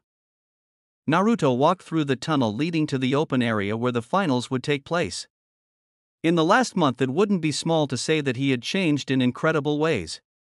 He, at the demands of Jiraiya and the Hokage, was forced to speed every morning, pouring through textbooks that he pointedly ignored during his time in the academy. Though a benefit they learned of the 6 eyes was increased processing power for his brain, with that he finished his required readings after the 2nd week. From that, it was just practicing taijutsu maneuvers to get his body up to the required level of a Chunin. By Jiraiya's estimate, he had the raw skill of an experienced genin rather than a Chunin hopeful like he was expected to have. Again, with practice and training, he mastered the Leaf Village's basic forms, Jiraiya's personal advanced steps, and several grappling techniques that he found interesting. Without chakra enhancement and his eyes closed, he was at a solid Chunin level in raw skill, which was a drastic increase. Naruto smiled as he looked around. While not completely off, with these glasses on he was able to limit the amount of input his eyes gave him. This way he could do things like eat dinner, walk around the village, and water his garden without the constant stream of information his eyes allowed. It didn't tire him out or cause him headaches or anything, just a bit annoying sometimes when he just wants to relax and enjoy his ramen. In addition to his sparkling blue glasses that mirrored the color of his eyes, he changed up his outfit as the colors and style clashed with something fierce. Instead, he opted for a slightly oversized black, almost blue-tinted jumper, over a black shirt with similar pants.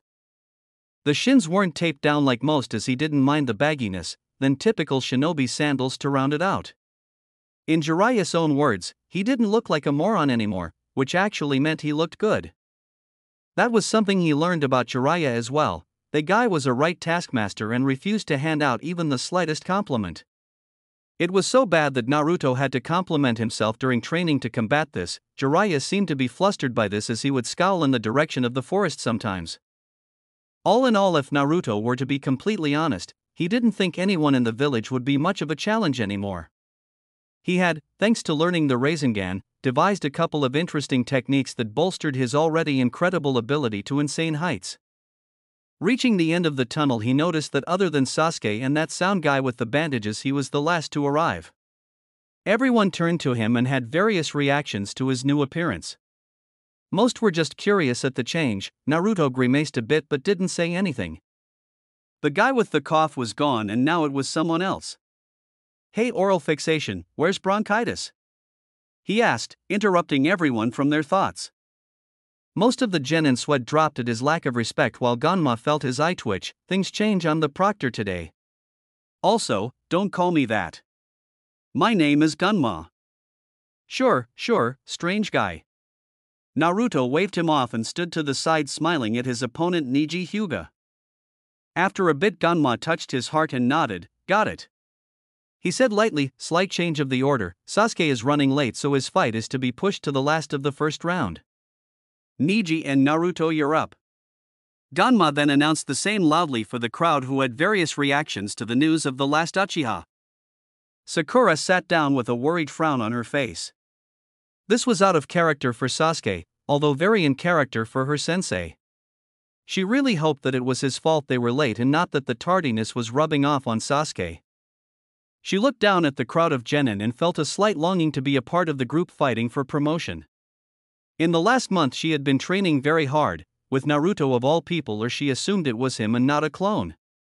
She was learning the basic form of chakra enhancement from him as well as how to convert her chakra into earth-natured chakra. Jiraiya, who was training Naruto, even gave her some pointers in jutsu scrolls with low-level beginner elemental jutsu for the earth style. That mixed with her daily dedication to physical conditioning put her several levels above where she was at the start of the exams. She actually felt like she could have competed now.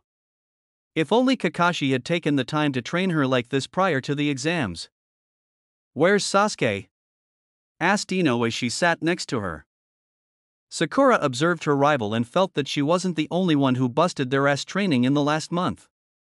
Her chakra felt different, and she held herself with far more poise than before. "No idea, I'm sure it's Kakashi-sensei's fault.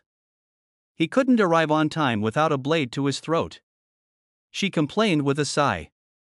A booming laugh came from behind her. Team Guy sans Niji were all seated there to watch the finals.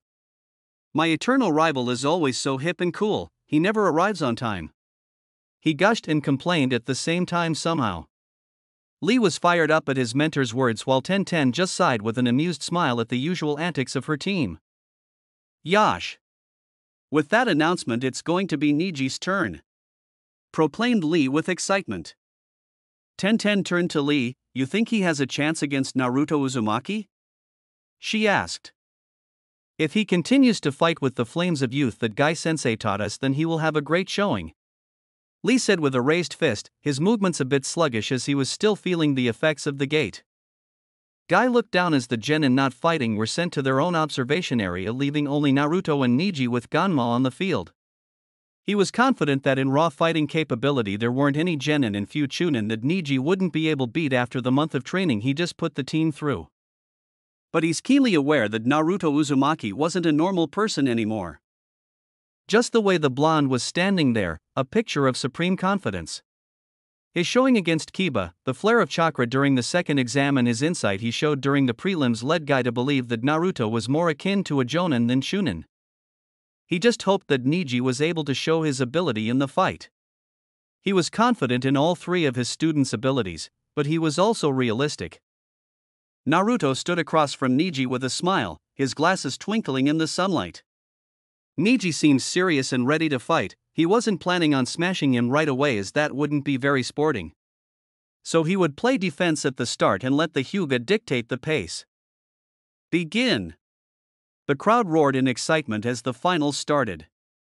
Niji wasted no time and activated his Byakugan, veins bulging around his eyes as the bloodline flared to life. Naruto looked over his glasses at the activation curiously. The way the chakra coalesced around his eyes and brain from the Byakugan was quite interesting. He wanted to continue looking at them, but the fight started, meaning he should pay attention to Niji. Oh well, time to get to it. Niji's chakra flared throughout his body, and he shot forward with great speed. His movements honed even further than they were a month ago under the tutelage of his sensei Guy, and his control over his chakra internally channeled far better than ever before. As soon as he was within range, he jabbed forward with a palm thrust that Naruto leaned away from. Another was similarly avoided. Every time an attack would come, Naruto would dance around it with minimal wasted movement. Niji started to flood his body with even more chakra, more than he could readily control. It gave him a bigger boost, but he was being drained even quicker due to the leakage. Naruto felt he'd shown his ability to move well enough and decided to respond.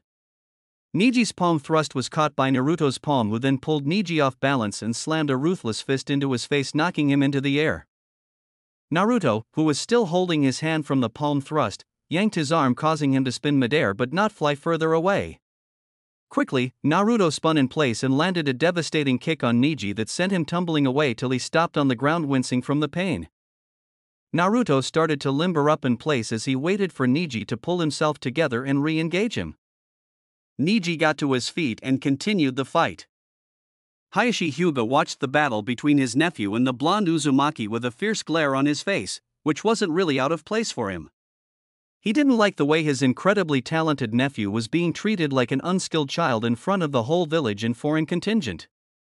That being said, he wasn't all that surprised. He and the other clan heads were made aware of the new situation with Naruto about a week ago, when the questions regarding the chakra pulse during the exams made the Hokage finally make them aware of what happened.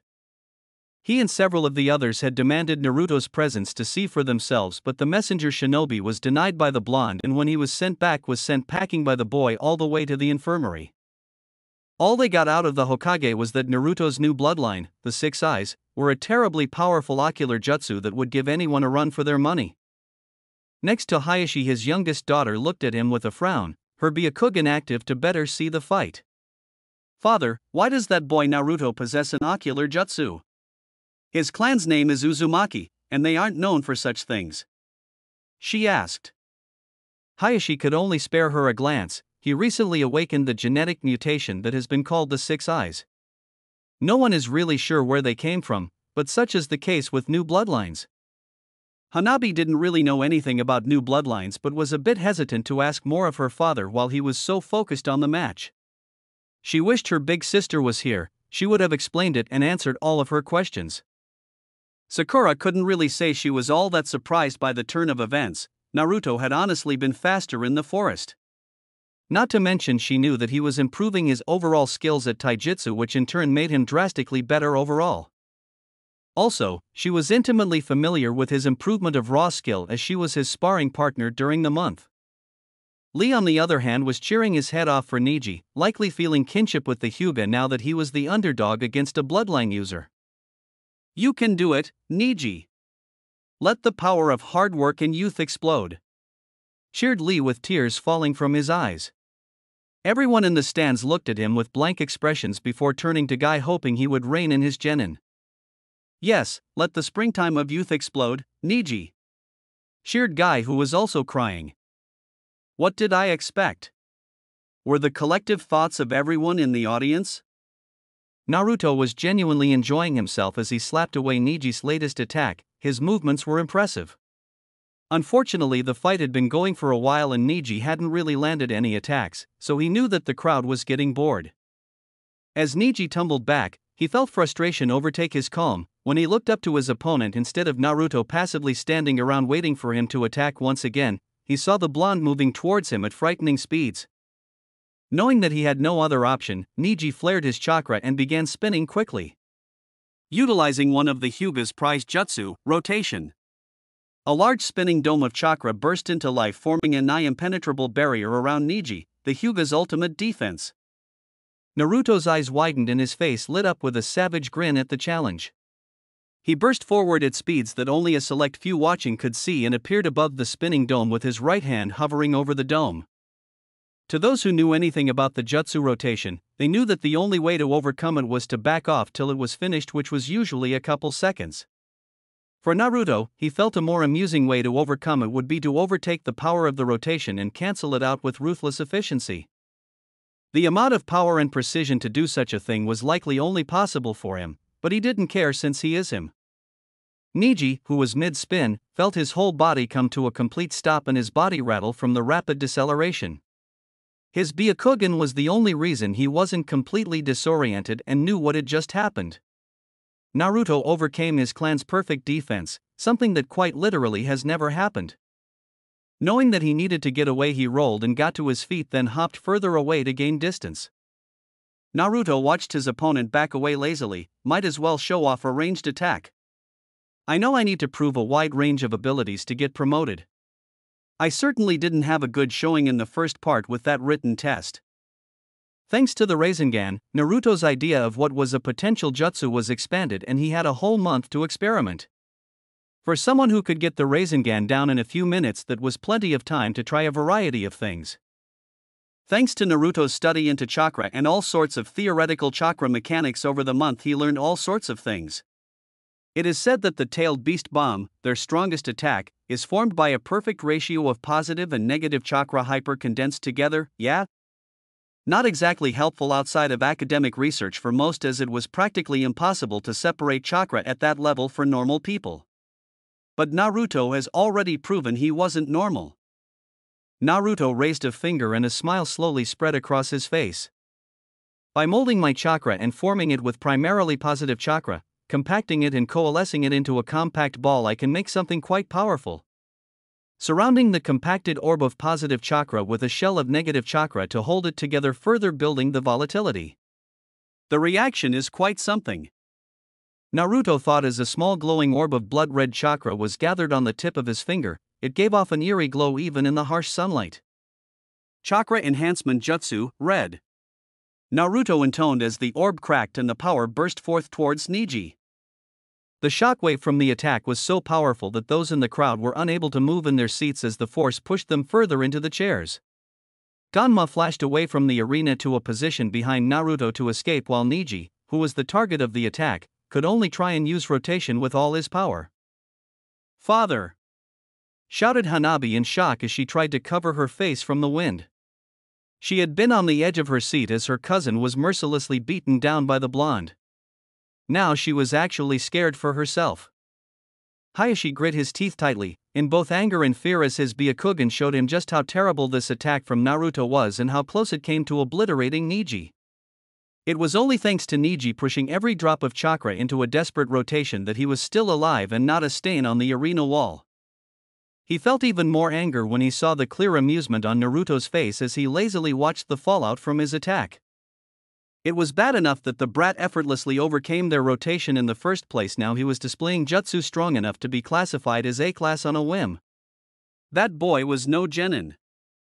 "It's over, no one is injured." Hanabi settled down. He commanded.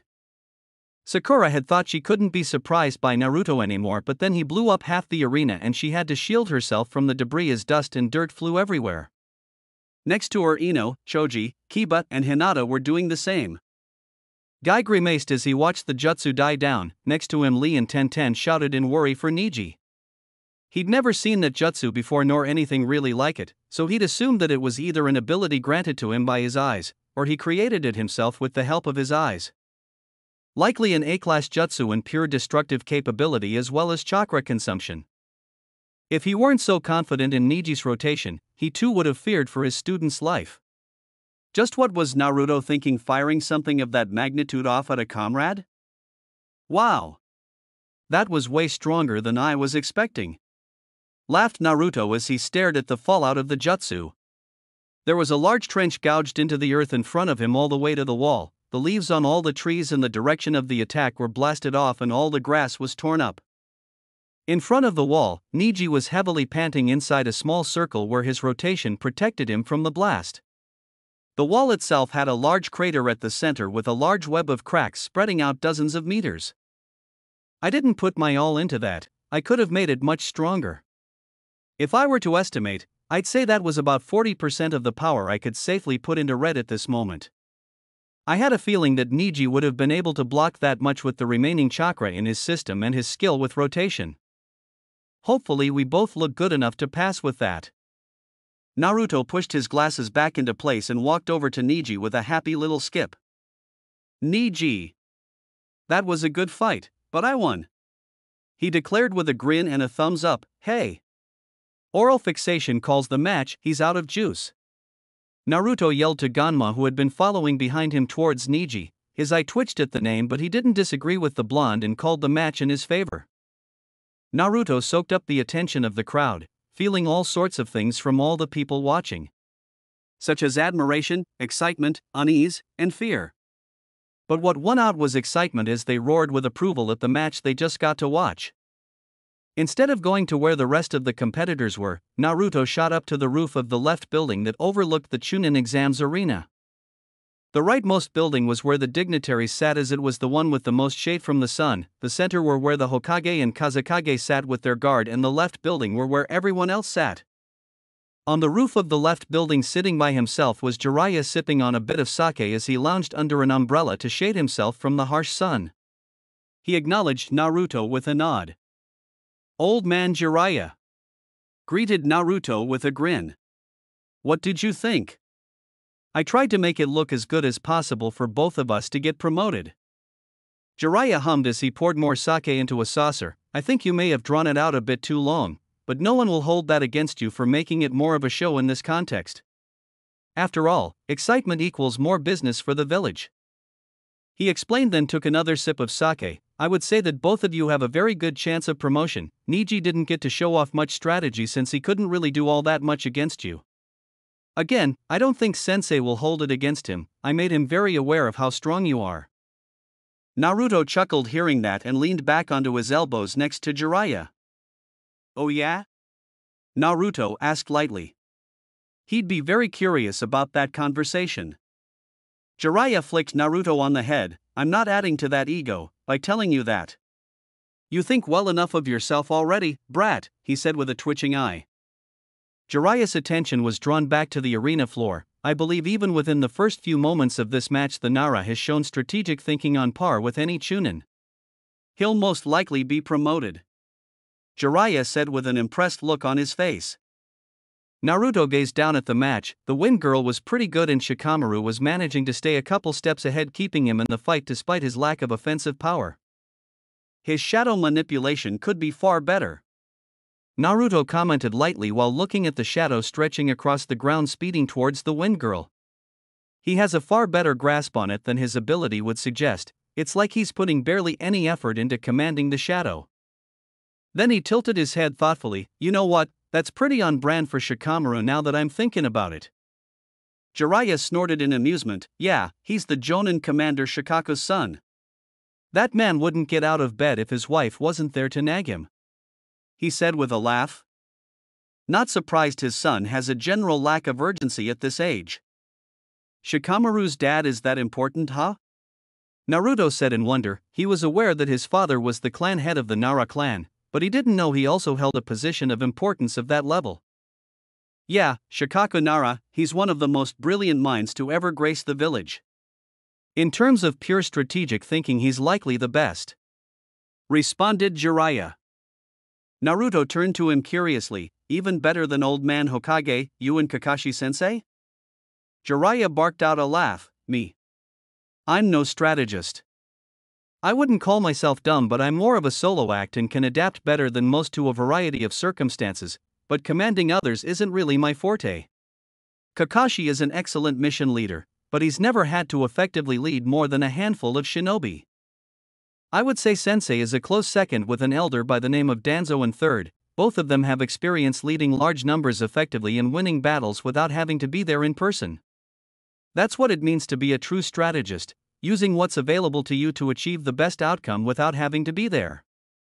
Naruto hummed in thought. "Then I'm not much of a strategist," he mused simply.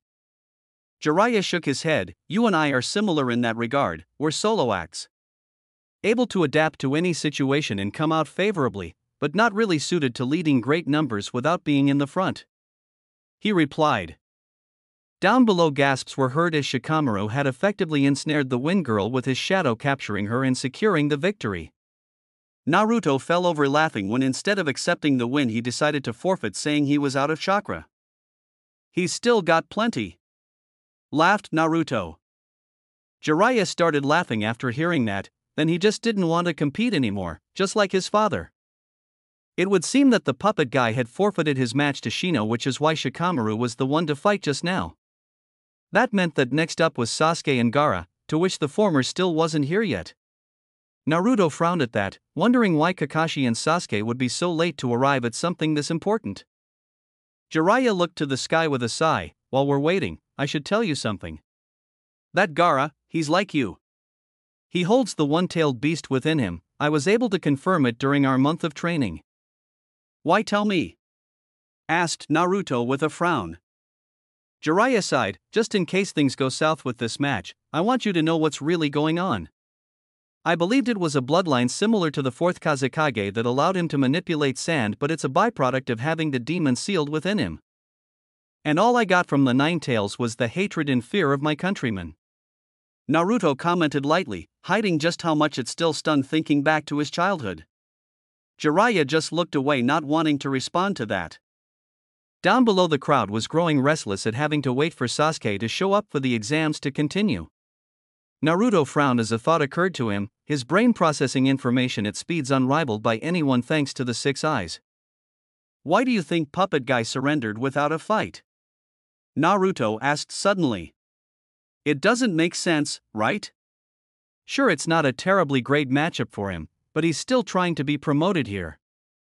Jiraiya looked over at him with a frown. Who knows, I've long given up trying to understand greenhorns, he said offhandedly.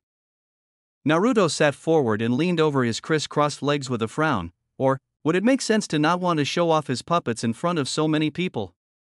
He mused. Exactly, he likely doesn't want to show his hand to everyone here, replied Jiraiya with a disinterested hand wave. Naruto rubbed his chin and thought, I suppose, but do you think he has some sort of ulterior motive for the exam? Wondered Naruto. The puppet kid? Jiraiya asked incredulously while pointing in the direction of said person lamely. Naruto glared at him. I see what you mean, you really aren't a great strategist, no. I mean the Sand Ninja, he is one of them if you haven't noticed. Naruto explained with an eye roll. Jiraiya frowned and turned his attention to his sensei as he sat speaking to the Kazekage in their booth. There wasn't much to how they were interacting, and the Kazekage had his face coverings on, so he wasn't really sure what was going on. Though he doubted it was much fun over there. Raza isn't the type to wage war with the only ally he has, he said lowly, his tone becoming thoughtful. I don't think the Sand Village is in any place to wage war, they aren't exactly at full power these days.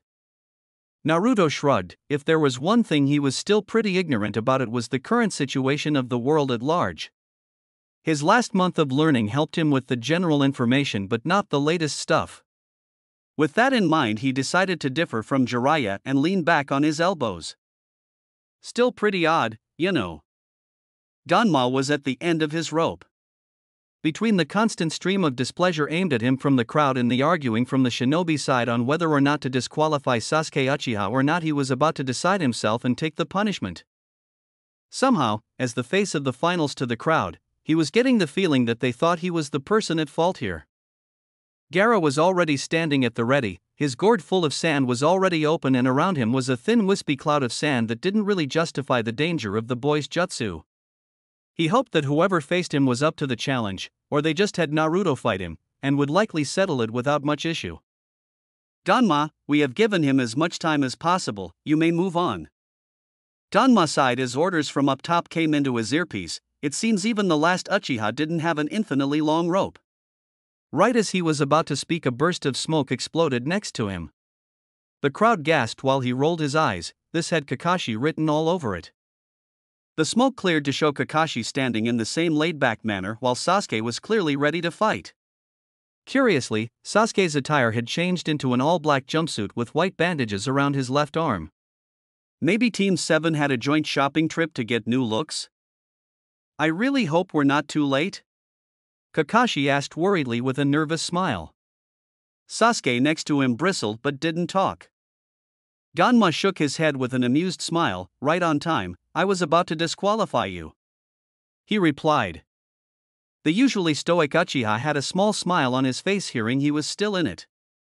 Before anyone could add anything else, Naruto appeared next to them with a wave. Yo! You're late, you bastard! Laughed Naruto as he moved forward. I was sure that Kakashi-sensei's lateness rubbed off on you. The man in question let out an awkward chuckle while he rubbed his neck. Sasuke stared at him for a moment, then smirked. You won, right? Of course. Good, I'm excited to fight you. Kakashi walked forward and patted Naruto on the head. Interesting new look, Naruto. Congratulations on winning, although I can't say I'm surprised, he said offhandedly. Naruto smiled at his sensei before turning over to Gaara. Hey. Sandboy, I hope you give Sasuke a good challenge. Good luck you too, put on a good show. He cheered before shooting off away from the arena grounds. Kakashi nodded to Sasuke, good luck, and remember what I told you. He said seriously with a look that he didn't let up until Sasuke nodded in return. Then he left in a swirl of leaves to the stands. Danma looked between the two genin with a small feeling of unease directed towards Gaara. The guy just gave off creepy vibes.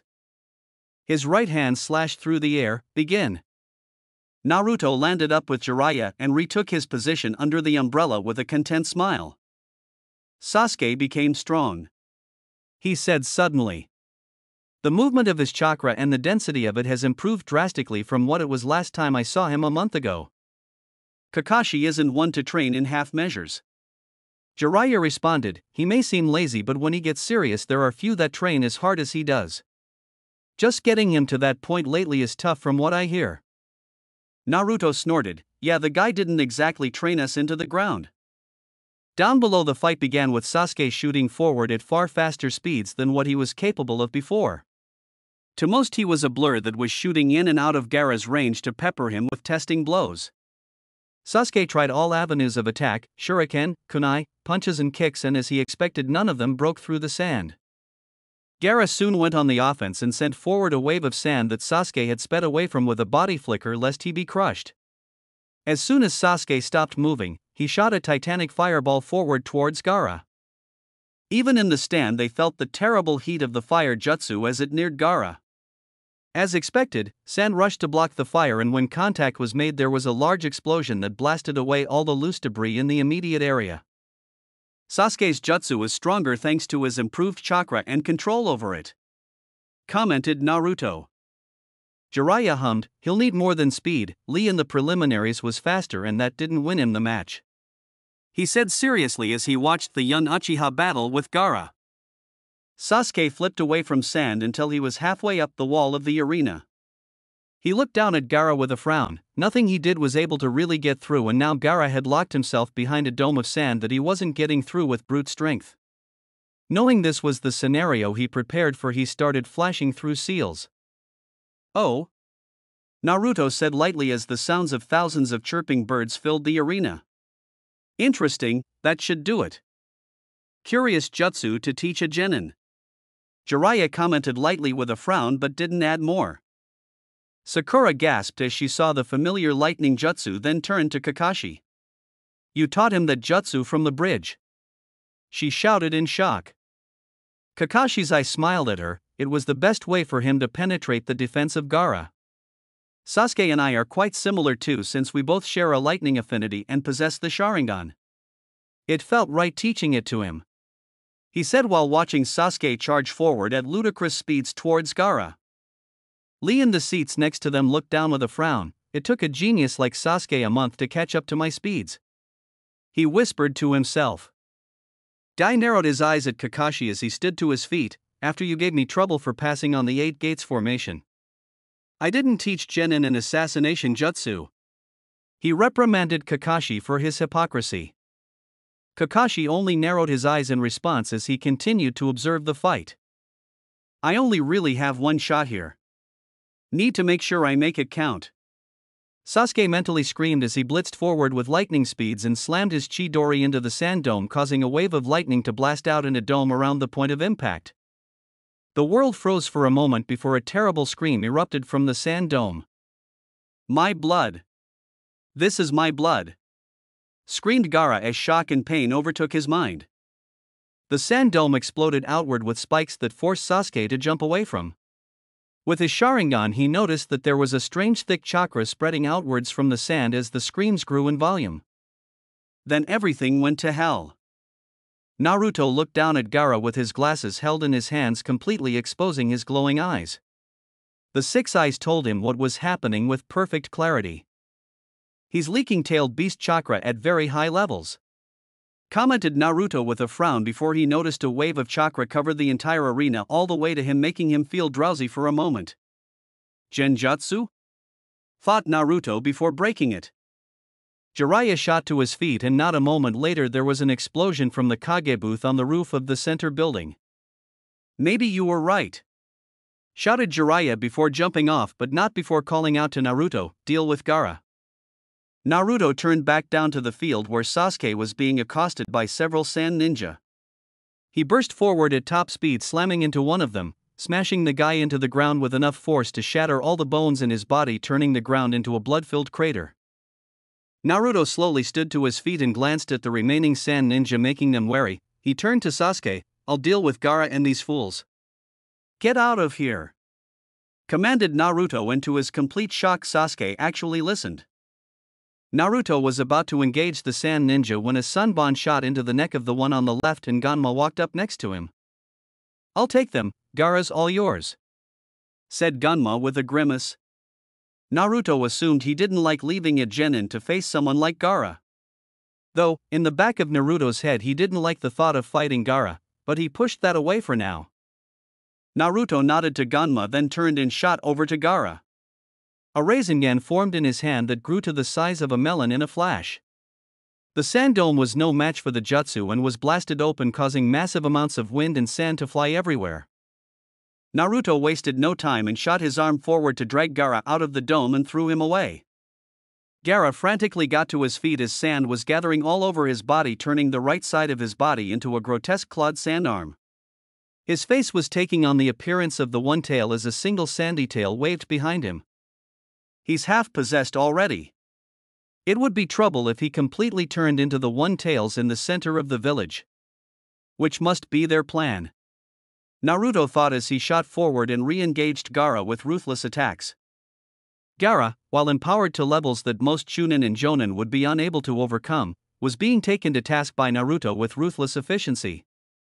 Gaara was unable to follow the blonde's rapid attacks and felt his body take substantial damage from each blow. If he didn't have the One Tail's chakra healing him, he would have likely been killed already. Claw slash, diverted with a kick, then followed up with an uppercut to the chest. Tail slam was caught and Gaara was sent crashing into the ground. Naruto ducked under another swipe from the massive claw and sked. "I know I'm hurting him.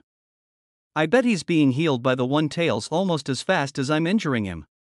Which means I need to hurt him worse," he thought with a frown. Movement from his peripheral had Naruto jump back in time to dodge a blade of wind that shredded into the earth where he was just standing. Gaara's sensei and siblings arrived shortly after and landed around him protectively. Naruto grinned. "After being so scared of him till now, all of you cowards think you'll protect him? I hate wishy-washy people like you," he said while pointing at them, his eyes glowing menacingly. "Suppose I'll have to deal with all four of you," commented Naruto before moving to engage them. As soon as Sasuke's strike caused Gaara such terrible pain, the third Hokage Hiruzen Sarutobi was in a whirlwind of motion. First the booth exploded. He had avoided the blast by jumping up, but was caught in the air by the Kazekage, who held a blade to his throat. Then he realized foolishly that his student had taken the place of the Kazekage and was using the exams as a means to destroy the village. "Truly, Orochimaru, I have failed you," Hiruzen said mournfully, completely unconcerned with the kunai to his throat.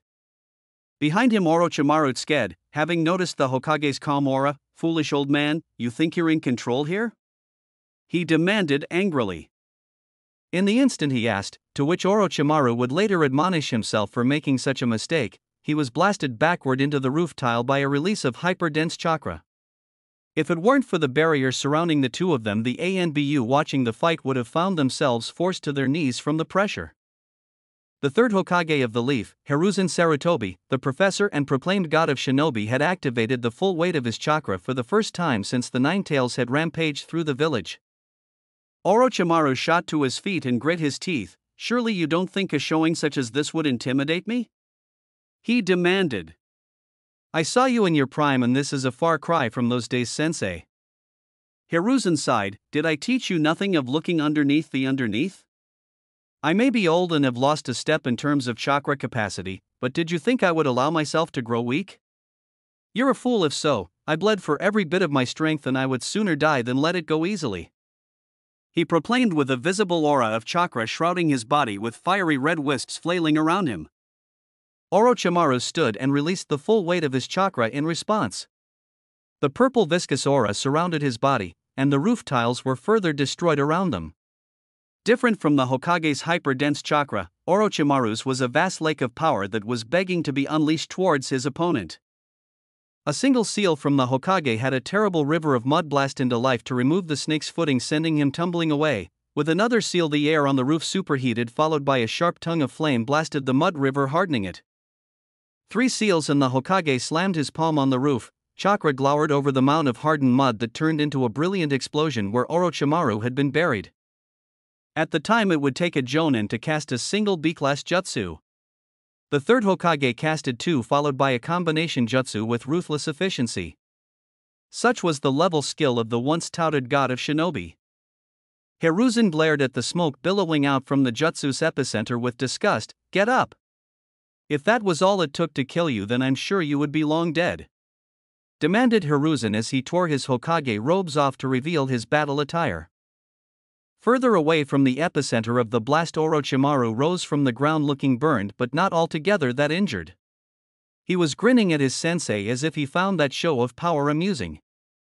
"Perhaps you've still got some power left in that rotting carcass, sensei," mused Orochimaru before slamming his hand onto the roof for his jutsu. "I had meticulously prepared this reunion for you, please enjoy it, sensei," he said as 2 coffins rose from the ground, followed by a third that failed halfway up.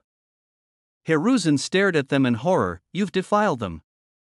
They were at peace, he whispered to himself as the dead faces of his predecessors were revealed to the world.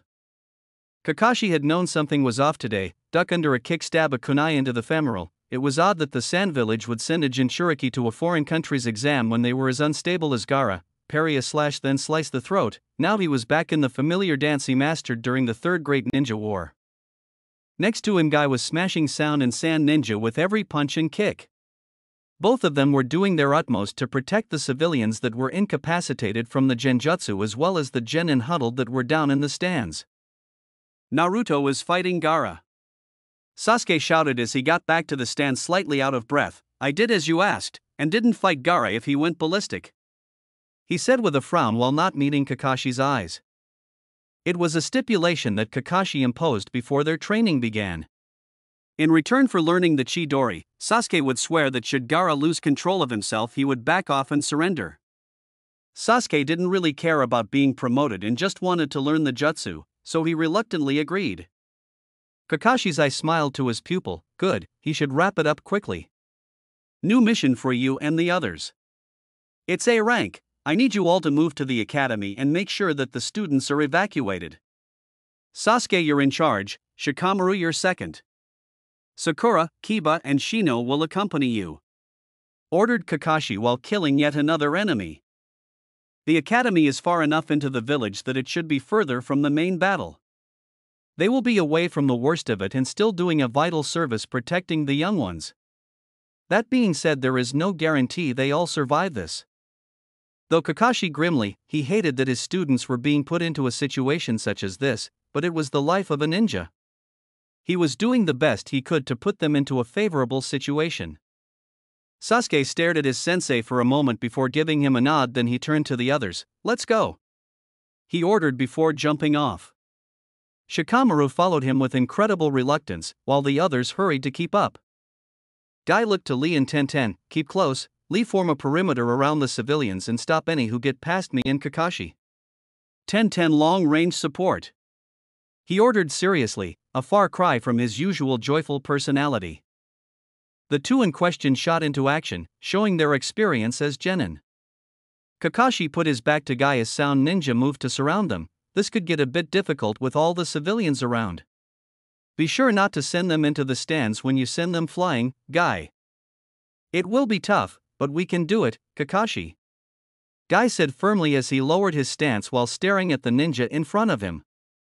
An instant later, and both shot into action, cutting and smashing their way through all the enemies. Naruto chuckled as he diverted a massive claw of sand into the ground, then kicked it directly into a puppet. He flooded his body and arms with chakra as he crashed into it, causing the puppet to be crushed under him in multiple pieces. In the distance, the puppet boy himself was smashed into the ground by his shadow clone. Naruto didn't have time to take in the victory as Gaara shot a blast of wind and sand pellets that he was forced to avoid. The area he and the puppet had been was shredded by the attack.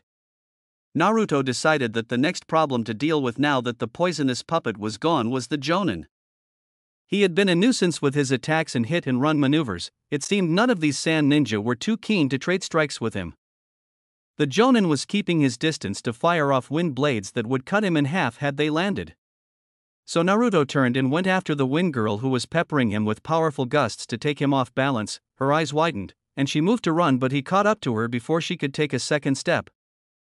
Naruto kicked her in the stomach, uppercut her falling head, grabbed her arm that was reflexively sent out to restore her falling balance, took it in turn, then twisted it behind her back. Ruthless excitement filled him for the first time as he went to snap her arm.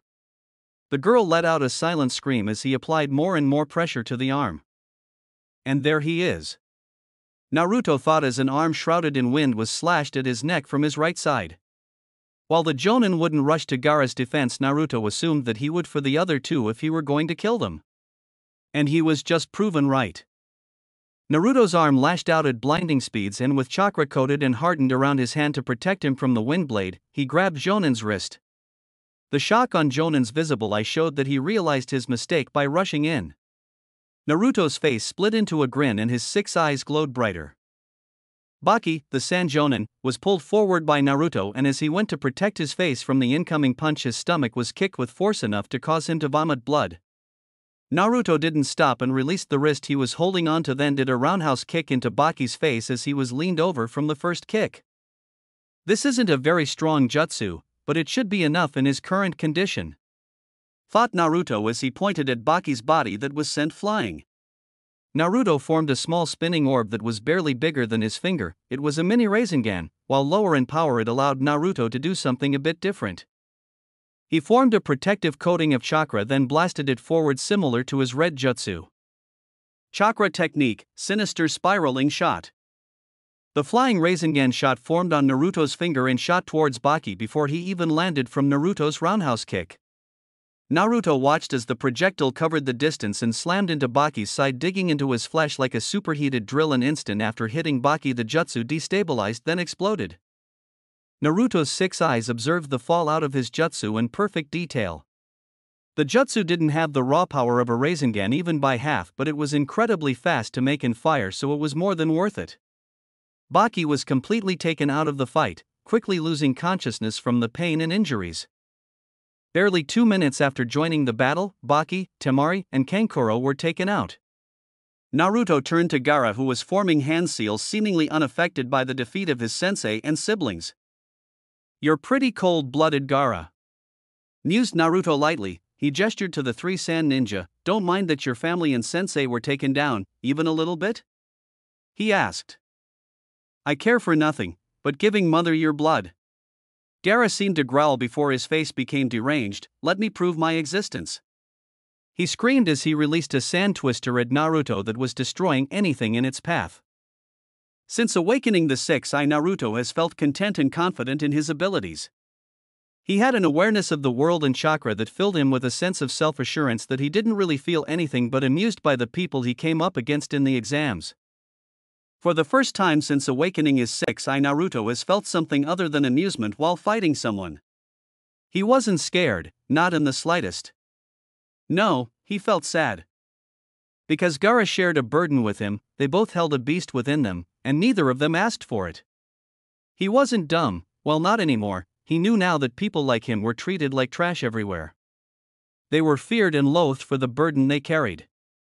Gaara was like him, similar ages and likely similar upbringings, but both arrived at different conclusions. Naruto had the Ichiraku family reach their hand out that night. That cold storming night when he was so very hungry, cold, and lonely. Then old man Hokage came into his life, then Iruka, then Kakashi and his teammates. Naruto held out long enough to find hands reaching out, offering him warmth and hope for a better life. Gaara, despite having a family, seemingly did not. Naruto wasn't amused to fight him. No, he was sad that he was facing what he considered a brother. Not in blood but in burden. "I'll break through, Gaara," thought Naruto. It wasn't raining. It wasn't nighttime, nor was it all that cold. But Naruto felt that Gaara needed the warmth of an extended hand that wasn't scared of him. So he'd oblige. Naruto's thoughts happened in the moments between the sand twister arriving in front of him and Naruto disintegrating it with a pulse of hyper-dense chakra blasted from his palms. Similar to the gentle fist by hundreds of times stronger. He basically slapped the jutsu away. Deciding to go on the offense, Naruto shot forward and hooked a punch into Gaara's side, then did a rising kick to his chin, launching him into the air. Naruto jumped into the air to follow him, grabbed his leg, twisted sharply, and threw Gaara into the wall of the arena with full force. Gaara's face exploded into a silent scream as his beast's chakra flared, exploding into the air, saturating the arena in its evil. Naruto moved to stop him, but a mountain of sand surrounded Gaara as he was approaching, protecting him and slowly forming into the one-tailed beast, with Gaara perched out of its forehead. At the top, Gaara performed a jutsu that switched his consciousness with the beast's, letting it take control. "Oh, well, I may have taken a bit too long here," Naruto said with a nervous laugh. "I should probably pick it up now." He knew that the mere appearance of the beast was going to terrify the ninja as they fought. No one older than him had forgotten what a tailed beast could do to the village. Naruto had no desire to allow the beast to remain very long. Naruto flared all of his chakra and strengthened himself to his current limit. His eyes allowed him to see the forming of the beast's consciousness from the jutsu. It would take control in roughly 1 second. He needed to move. He knew it wouldn't be in time of its awakening, but he would beat its subsequent actions at his top speed. "Yeah, I'm free, baby," shouted the beast, its voice so loud everyone in the village heard it. It was interrupted by a commotion on his head. Naruto landed in front of Gaara in a flash. The sand from his path running up the beast exploded from the force of his steps. He didn't hesitate as he noticed the sand was forming tentacles around Gaara to stop him from hitting its host. Naruto's first impacted Gaara's forehead ruthlessly, waking him from this jutsu, destabilizing the fully realized beast's chakra. "No!" screamed the One-Tails as it tried to fight Gaara's returning consciousness but was failing rapidly. Every Leaf ninja in the village breathed a sigh of relief as the One-Tails was sent away as fast as it arrived. The only damage it caused was from its forming along the walls of the arena. Gaara woke up as he was falling and stared at Naruto in horror. "No, no, no, no! I won't let you take it away. I won't let you destroy my existence," he shouted in terror. He was trying to call for his sand but found he was out of strength. Naruto landed on his feet as Gaara fell on his front, hitting the ground roughly. Naruto walked forward and sat down criss-cross in front of him with a frown. How are you so strong?" Gaara asked in a broken voice. Naruto's eyes, that usually glowed with unimaginable power, were dull with sadness. As much as he enjoyed fighting and beating people, he found no joy from this victory. "It's unbearable, right?" asked Naruto with a frown. "Being alone? I know the feeling well. I was spat on, kicked, and hated for the beast within me. I was alone, and in the silence of my solitude I hated them. I hated everything. I wanted to crush them, to get back at them for treating me this way when I didn't even know why. Perhaps even a part of me still resents them." Mused by Naruto as the sounds of the battle sounded in the distance, Gaara listened, enraptured by his words. "But I was saved by my friends. By those who I now hold precious to me above all else, even myself." Gaara's eyes showed his shock at those words. "It is for them that I fight so hard. I won't ever lose, and I won't ever let anything happen to them. If you or anyone else tries to harm them, I'll kill you," Naruto said with a fierce glare that shook Gaara to his core. Suddenly between Gaara and Naruto appeared 3 sets of feet. Naruto looked up to see a heavily exhausted and injured Team Baki standing in front of Gaara, warily but fully committed to protecting the downed boy. Naruto looked at them for a moment before he smiled. "I see," he said lightly as he noticed that in their eyes were no longer filled with wariness or fear of Gaara. No, in the two siblings there was nothing but worry and fear for him. Baki was similarly worried, like Kakashi was for them when he stood off against Zabuza. "Gaara, you have a fine team," Naruto said with a smile. "I trust that all of you will leave?" Baki nodded firmly. "Yes, the Kazekage is not leading us," he said while pointing to the barrier where Orochimaru was visibly clashing with the third Hokage. "I will be signaling the retreat. enough blood has been spilled over a vendetta that was not ours. Then go. Naruto said, but in the next moment the full weight of his chakra bared down on them, and his eyes glowed ominously. But know this, I will not hesitate should we face off like this again. He warned. Baki and the two standing siblings nodded silently, while Kankuro reached down to pick up Gaara. Gaara couldn't meet his gaze as he muttered something lowly to his team. It must have been out of character as all three of them turned to him in shock before speeding off leaving the battle. Naruto only smiled as he watched them leave. It was likely the wrong move in terms of politics, but he didn't much care about that stuff, nor would he really care what the higher-ups in the village thought.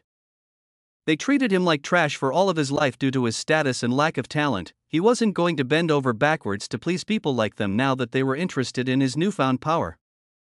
After all, he hated wishy-washy people like that. Oh well, time to go see if the old man needed any help. The ANBU Captain Tiger watched the battle between three Hokage and Orochimaru impassively, already resigned to the fact that between them was a barrier that they had no way to overcome. The battle was epic in proportions. The first Hokage's taijutsu and later wood-style jutsu were incredible to see in person, and he felt awe at the level he must have been at when he was alive if this was only a small portion of his actual strength. Then the second Hokage with water jutsu so superior to anything he's ever seen, they were monsters wearing human skin. But none of them more so than the third Hokage Hiruzen Sarutobi, who fought both of them and Orochimaru with only his faithful summon Monkey King Enma by his side. While the Hokage's power was holding up well enough, he was noticeably holding back from using too much ninjutsu, favoring chakra enhancement and bojutsu for the fight. Though he was clearly at the end of his rope. Tiger was only thankful that the appearance of the One-Tails paused the fighting between them long enough for the Hokage to catch his breath. Though the break wasn't much, it clearly helped. How's he holding up? Tiger spun around at the sudden voice and was face to face with the now infamous Six Eyes that had been whispered about at ANBU headquarters. Naruto Uzumaki gazed at him dispassionately as he waited for an answer. The battle is tough, he's favoring a direct approach to not exhaust his reserves, said Tiger as he turned back to the battle. I don't know how long he can hold out against two undead Hokage on top of Orochimaru. Naruto grimaced and turned to the barrier, or rather barrier, as the four ninjas sustaining the barrier created one on either side of them. The barrier held properties of fire chakra in it as well as hyper-firm chakra walls. Likely anyone who physically touched the barrier would burn to death. Well, anyone that wasn't him. Naruto's Six Eyes allows him to perceive and understand chakra at a level that he could do things others only imagined. He was able to completely remove his elemental affinity from his chakra and master the highest form of shape manipulation in minutes. So with a solid coating of chakra around his body at an opposite ratio of what the barrier was, allowed him to simply walk through. To the barrier that was chakra-based and static, it couldn't fight something that was its inverse, it would simply react in the inverse. So instead of a fire barrier, Naruto was faced with an opening that molded around him like water as he passed through it. The four ninjas sustaining the barrier had to grit their teeth to fight the shock that was threatening to destabilize the barrier from his actions. Naruto stayed away from the fighting for now, waiting for his opening. It was a very fast-paced battle for now. Orochimaru was hanging back while the first and second Hokage were trying to bind the third. Right as the old man burned away the approaching tree roots, Naruto shot forward and nailed the second with a kick that launched him out of the recently made forest and moved to stand by the Hokage. Looked like you needed help, old man. Naruto said with a grin, these two aren't going to die or go away till Orochimaru releases the jutsu. I don't think we can disrupt this jutsu, perhaps seal it? He mused with a frown, his eyes picking apart the jutsu with hyper-efficiency. You shouldn't have come, Naruto. Hiruzen said with a tired sigh, seemingly resigned to the situation. The second Hokage's jutsu can only be cancelled by the caster or sealed. I only have one jutsu that fits the criteria in this situation. Naruto turned to look at him. What's the plan, old man? He asked. Hiruzen glanced at him before gripping his staff firmly. You will stay back and provide support at range and nothing else. Orochimaru made himself known at this point. A young Naruto, welcome. He shouted gleefully, I simply must bring you home with me. Those eyes of yours are a scientific marvel I'm oh so curious to research. Naruto turned to him with a disgusted frown. Oi. I have no intention of going with you. You're lucky the old man won't let me kill you. He shouted back. Enough! The third shouted before he rushed at the first Hokage, who mirrored his movements. Naruto watched impassively as the old man made easy work of the first with his staff, the range and power of it allowing him to easily dispatch the revived Hokage. It was like the old man was capable of shredding the wood with no effort with the speed in which he dispatched every jutsu the first sent at him. The second wasn't going to sit out of the fight as he weaved a single seal to produce a massive water dragon that raised the humidity in the barrier tenfold. Naruto watched as the chakra in the air folded in on itself hundreds of times over, utilizing the water in the air to form massive amounts of water for the jutsu. He didn't think he'd have been capable of ever doing something like that if he didn't have the 6 eyes. Seeing the wood style in person also showed him the depth of power the first Hokage had at his disposal. Witnessing these feats of strength from the 3 Hokage in front of him led Naruto to understand something. He wasn't the strongest, not yet. As he was now, Naruto was supremely confident in his ability to fight anyone. He was sure that he wouldn't lose to Orochimaru even, but seeing the Hokage fight, at weakened levels as well, showed him that the summit of power he would need to reach to be called the strongest was still above him. That wasn't to say as they are now too strong to jump in. No, the old man was likely capable of beating him with his sheer jutsu knowledge and adaptability, but Naruto had things that no one else had. Complete unpredictability. Mix that with his 6 eyes and he wasn't going to be ignored. Naruto flared chakra within his body to the max that his body could withstand. He'd said to himself as the power flowing through him was a bit heavy on his muscles and he could tell he was pushing them to the max. Hiruzen spun his staff at immense speeds around himself as he severed all the incoming roots. The instant the wood was taken care of, Hiruzen jumped straight up, flashed 2 one-handed hand seals and released a compacted stream of lightning towards the second Hokage who was building up water for a jutsu. Hiruzen didn't bother to watch the jutsu as he extended the staff towards the first Hokage as the dead ninja was rushing to attack.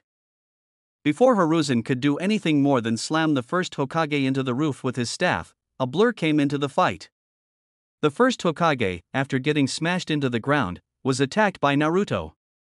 The first Hokage quickly responded to the blonde, some of his body reforming under the effects of the reanimation jutsu. Naruto ducked under a kick, lashed out with a jab that was caught by the first. Naruto's eyes narrowed in response. As his fist was caught by the first, the dead Hokage lashed out with his own punch that Naruto caught. He noticed with his eyes that the first was using chakra enhancement different from normal. As he caught the dead Hokage's punch, he felt the effects as he was nearly blasted away from the Hokage from the sheer force of the punch. He's never experienced that level of power. He doubted Lee with the 5th gate open hit that hard. You're quite strong. I'm honestly impressed by Lord First Hokage. Naruto said with an honest smile on his face as he held the Hokage in place. Not going to talk? He asked when he noticed that the Hokage's face hadn't changed since he joined the fight.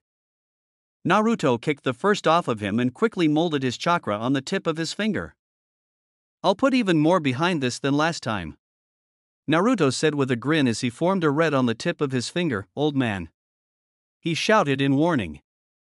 As soon as Naruto saw Hiruzen blur towards him, he fired off his jutsu. Unlike a wind jutsu, chakra enhancement technique, red, was a powerful reaction of positive chakra violently condensed in on itself into a tightly compacted orb. The resulting fallout was a shockwave of pure force that the very air was displaced by. The force behind the jutsu was such that the ground rumbled even outside the barrier. He noticed that both Hokage tried to form barriers with their respective elements, but they were blasted away the moment the jutsu reached them. Naruto lowered his arm with a grin. Well, that was fun. He cheered with a grin as he turned to the third, but I don't think it really matters till we deal with Orochimaru. My predecessors were sent into the barrier, completely burning their bodies away. The rate of the regeneration will have them returned in less than 2 minutes. Informed Hiruzen as he formed a set of seals with speed that Naruto would have never comprehended without his 6 eyes.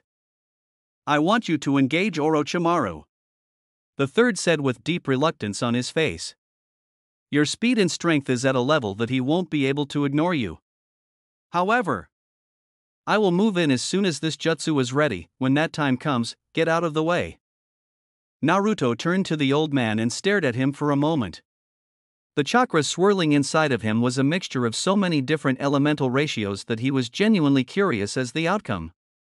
But the power in the jutsu he was building showed the old man's resolve to finish off his former student, so Naruto could only nod with a happy smile. As Orochimaru was shaking off the disorientation of the red attack, he barely noticed a blue blur coming at him. Naruto slammed a ruthless kick into the snake's ribs that stole his breath. A two-punch combo followed the kick at top speed. Knowing he needed distance, Orochimaru lashed out with a dozen snakes from his arm and jumped back. Naruto tore the incoming snakes apart with his bare hands, laced and coated with chakra, and moved to lose the distance. Orochimaru smirked, then regurgitated a sword. Naruto's face grew with disgust as he flew towards Orochimaru, who keeps a sword inside them. "I knew you were a freak," he said with wide eyes. "Ever heard of seals? You can keep all sorts of things inside them. Like a sword, and it's way less crazy than swallowing it." "Wait, you're a sword swallower, aren't you?" "I can't say I'm surprised, and this explains your interest in Sasudash." "Enough!" screamed Orochimaru as he swiped his sword in a wide arc.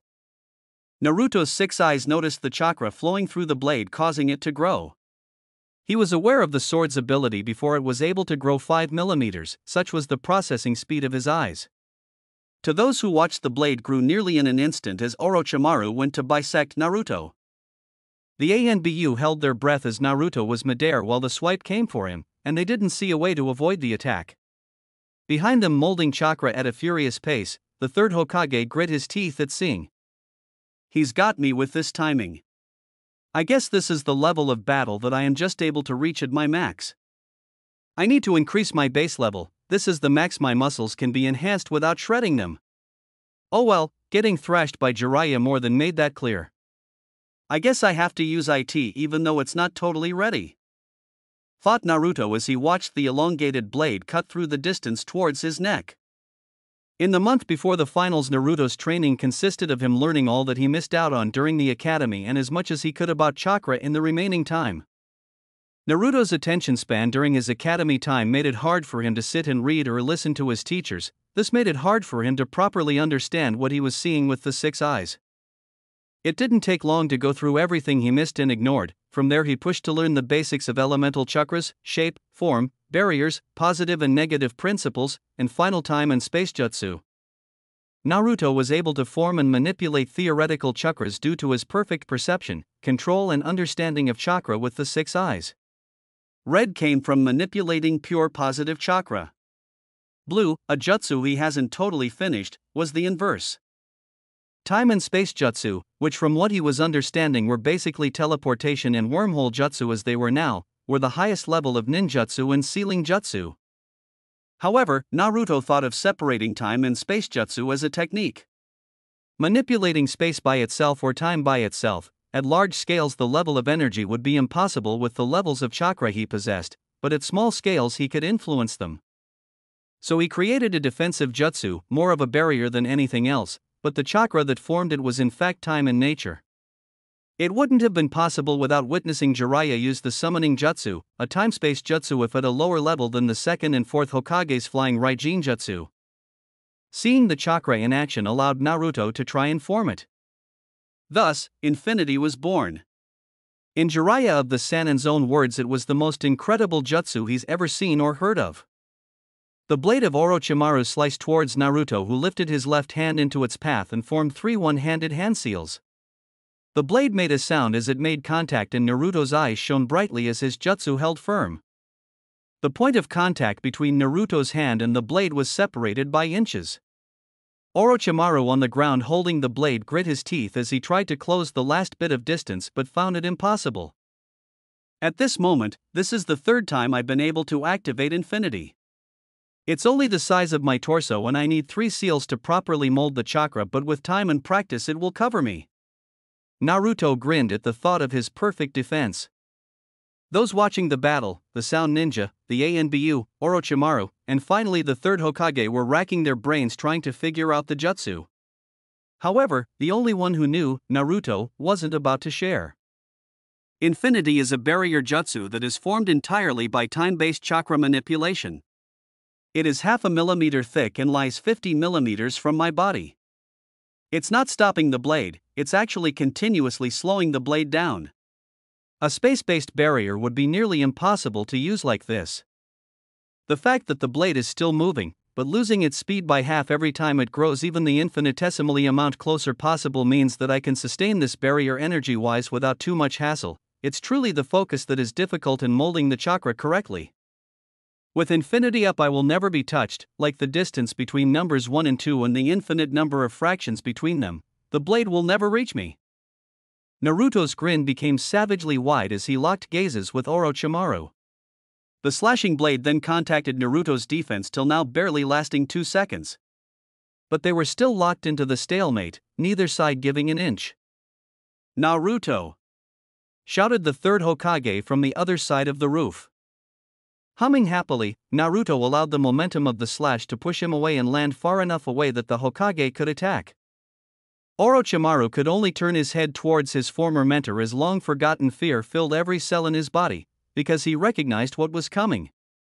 Hiruzen Sarutobi was considered the god of shinobi for many reasons, most notably was his mastery of all shape and form changes in chakra. He mastered all 5 elements to the level of a primary affinity, was able to mold his chakra into any shape he desired and was capable of harnessing yin and yang chakra.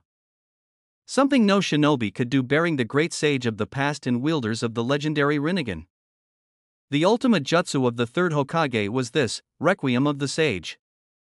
First it began by molding all the elements and keeping their strongest quality, the shredding wind, the solid foundation of the earth, the piercing energy of lightning, the power of flame and the ever-shifting form of the water, and binding them with pure yang chakra as the glue. Both of Hiruzen's hands were put together in the form of a prayer and black lightning surrounded them, sparking erratically with a white halo of chakra glowing around his hands that sparked with blue lightning. His face was covered with shadow hiding his expression from both Naruto and Orochimaru, but they knew it likely held a look of immense concentration. The instant Orochimaru looked from Naruto to the Hokage, a flash of blinding light overtook the rooftop, followed by a sonic boom that had everyone in the village reeling. Naruto was able to witness the beam of violent energy swirling with arcs of chaotic energy that destroyed everything it came into contact with. Orochimaru could do nothing but harden his body with chakra and hope the natural chakra in his body would let him survive this. The twin barriers keeping the 3 of them inside the rooftop were torn through as if it was paper, and the beam continued until it impacted a building across the street, blowing it sky high. The ninja standing atop the building were torn to shreds, leaving only dust in their wake, and the building itself was only rubble.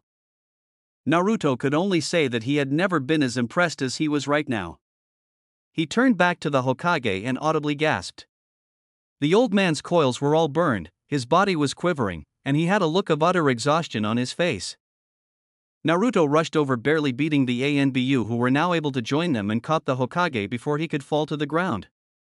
"He needs emergency medical attention, all of his chakra coils are severely burned," shouted Naruto to the ANBU. One with green hair moved forward and began trying to heal the Hokage. Naruto turned to where Orochimaru was before the attack and frowned. There was nothing left of the area, and if Orochimaru lived or died they wouldn't be able to confirm it. However, there were 2 things that were there that Naruto could confirm. The first and second Hokage moved forward, this time with facial expressions shifting as they gazed at the third. Naruto didn't feel any danger from them like before, but stood at the ready. The first noticed this and smiled at him gently. "Please, young ninja, do not worry, we are not long for this world. The jutsu controlling us is breaking and we will soon be free," he reassured. "Oh Sarutobi, you have more than surpassed me," he said with a fond smile on his face. The second Hokage kneeled to get a closer look. "I believe he will survive, however his future ability to wield chakra is unknown. Find a replacement monkey, you've more than earned your rest," he commanded firmly, but his eyes held a softness that only a proud teacher could have. "The old man will be fine, I'll make sure of it," declared Naruto with a fist held up in determination. "If we can't heal him here, then I'll find someone who can, I swear it." The brothers smiled fondly at the boy, the second looking at him closer. "You have an interesting ocular ability, what is your name?" he asked. "My name is Naruto Uzumaki, wielder of the 6 eyes, and I'm going to be the strongest Hokage of them all," Naruto said while wearing a smile of supreme confidence. Both Hokage's figures began to crumble apart, and their souls broke away and started flying up into the air. They looked out at the remaining skirmishes throughout the village, the sand having left under Baki's command and most of the sound defeated and retreating. Both of them knew today was hard and filled with loss, but felt pride in the village they built and died for remaining strong so long after their passing. Then they looked down at the young Uzumaki who was watching them leave with his otherworldly eyes, and they knew that the future of the village would rest with him. Crazy as it may seem, they didn't feel all that hesitant about leaving the future of their village to a young boy like Naruto. Chapter End. Author's Note: I hope you all enjoyed reading this. I certainly enjoyed writing it. About 27k words in a single chapter that I really was trying to decide if I should break up into pieces, but nah. I'll give it all to you and we won't have to suffer through multiple chapters of the Chunin exams and invasion. So thoughts? Naruto is still new to the eyes and with a month of practice was capable of this. Took some liberties with chakra here or there maybe, but yeah, I think I made it work. Going forward I will ask if Sasuke and Sakura should get abilities as well. Sasuke's Sharingan allowing him to copy jutsu leads me in the Yuta direction and Sakura's strength leads me in the Yuki direction. I'd be curious to hear thoughts on how that would work or what you all would suggest otherwise. Naruto's pairing will be one girl, but I'm going to do it in the fashion of reverse or anti-harem and that he'll have lots of wonderful ladies fighting for the attention of the strongest, but they aren't about to share. Give me who you think would be a good fit, also why LOL if it's crazy. Next chapter is the fallout of the invasion, exams, and Tsunade.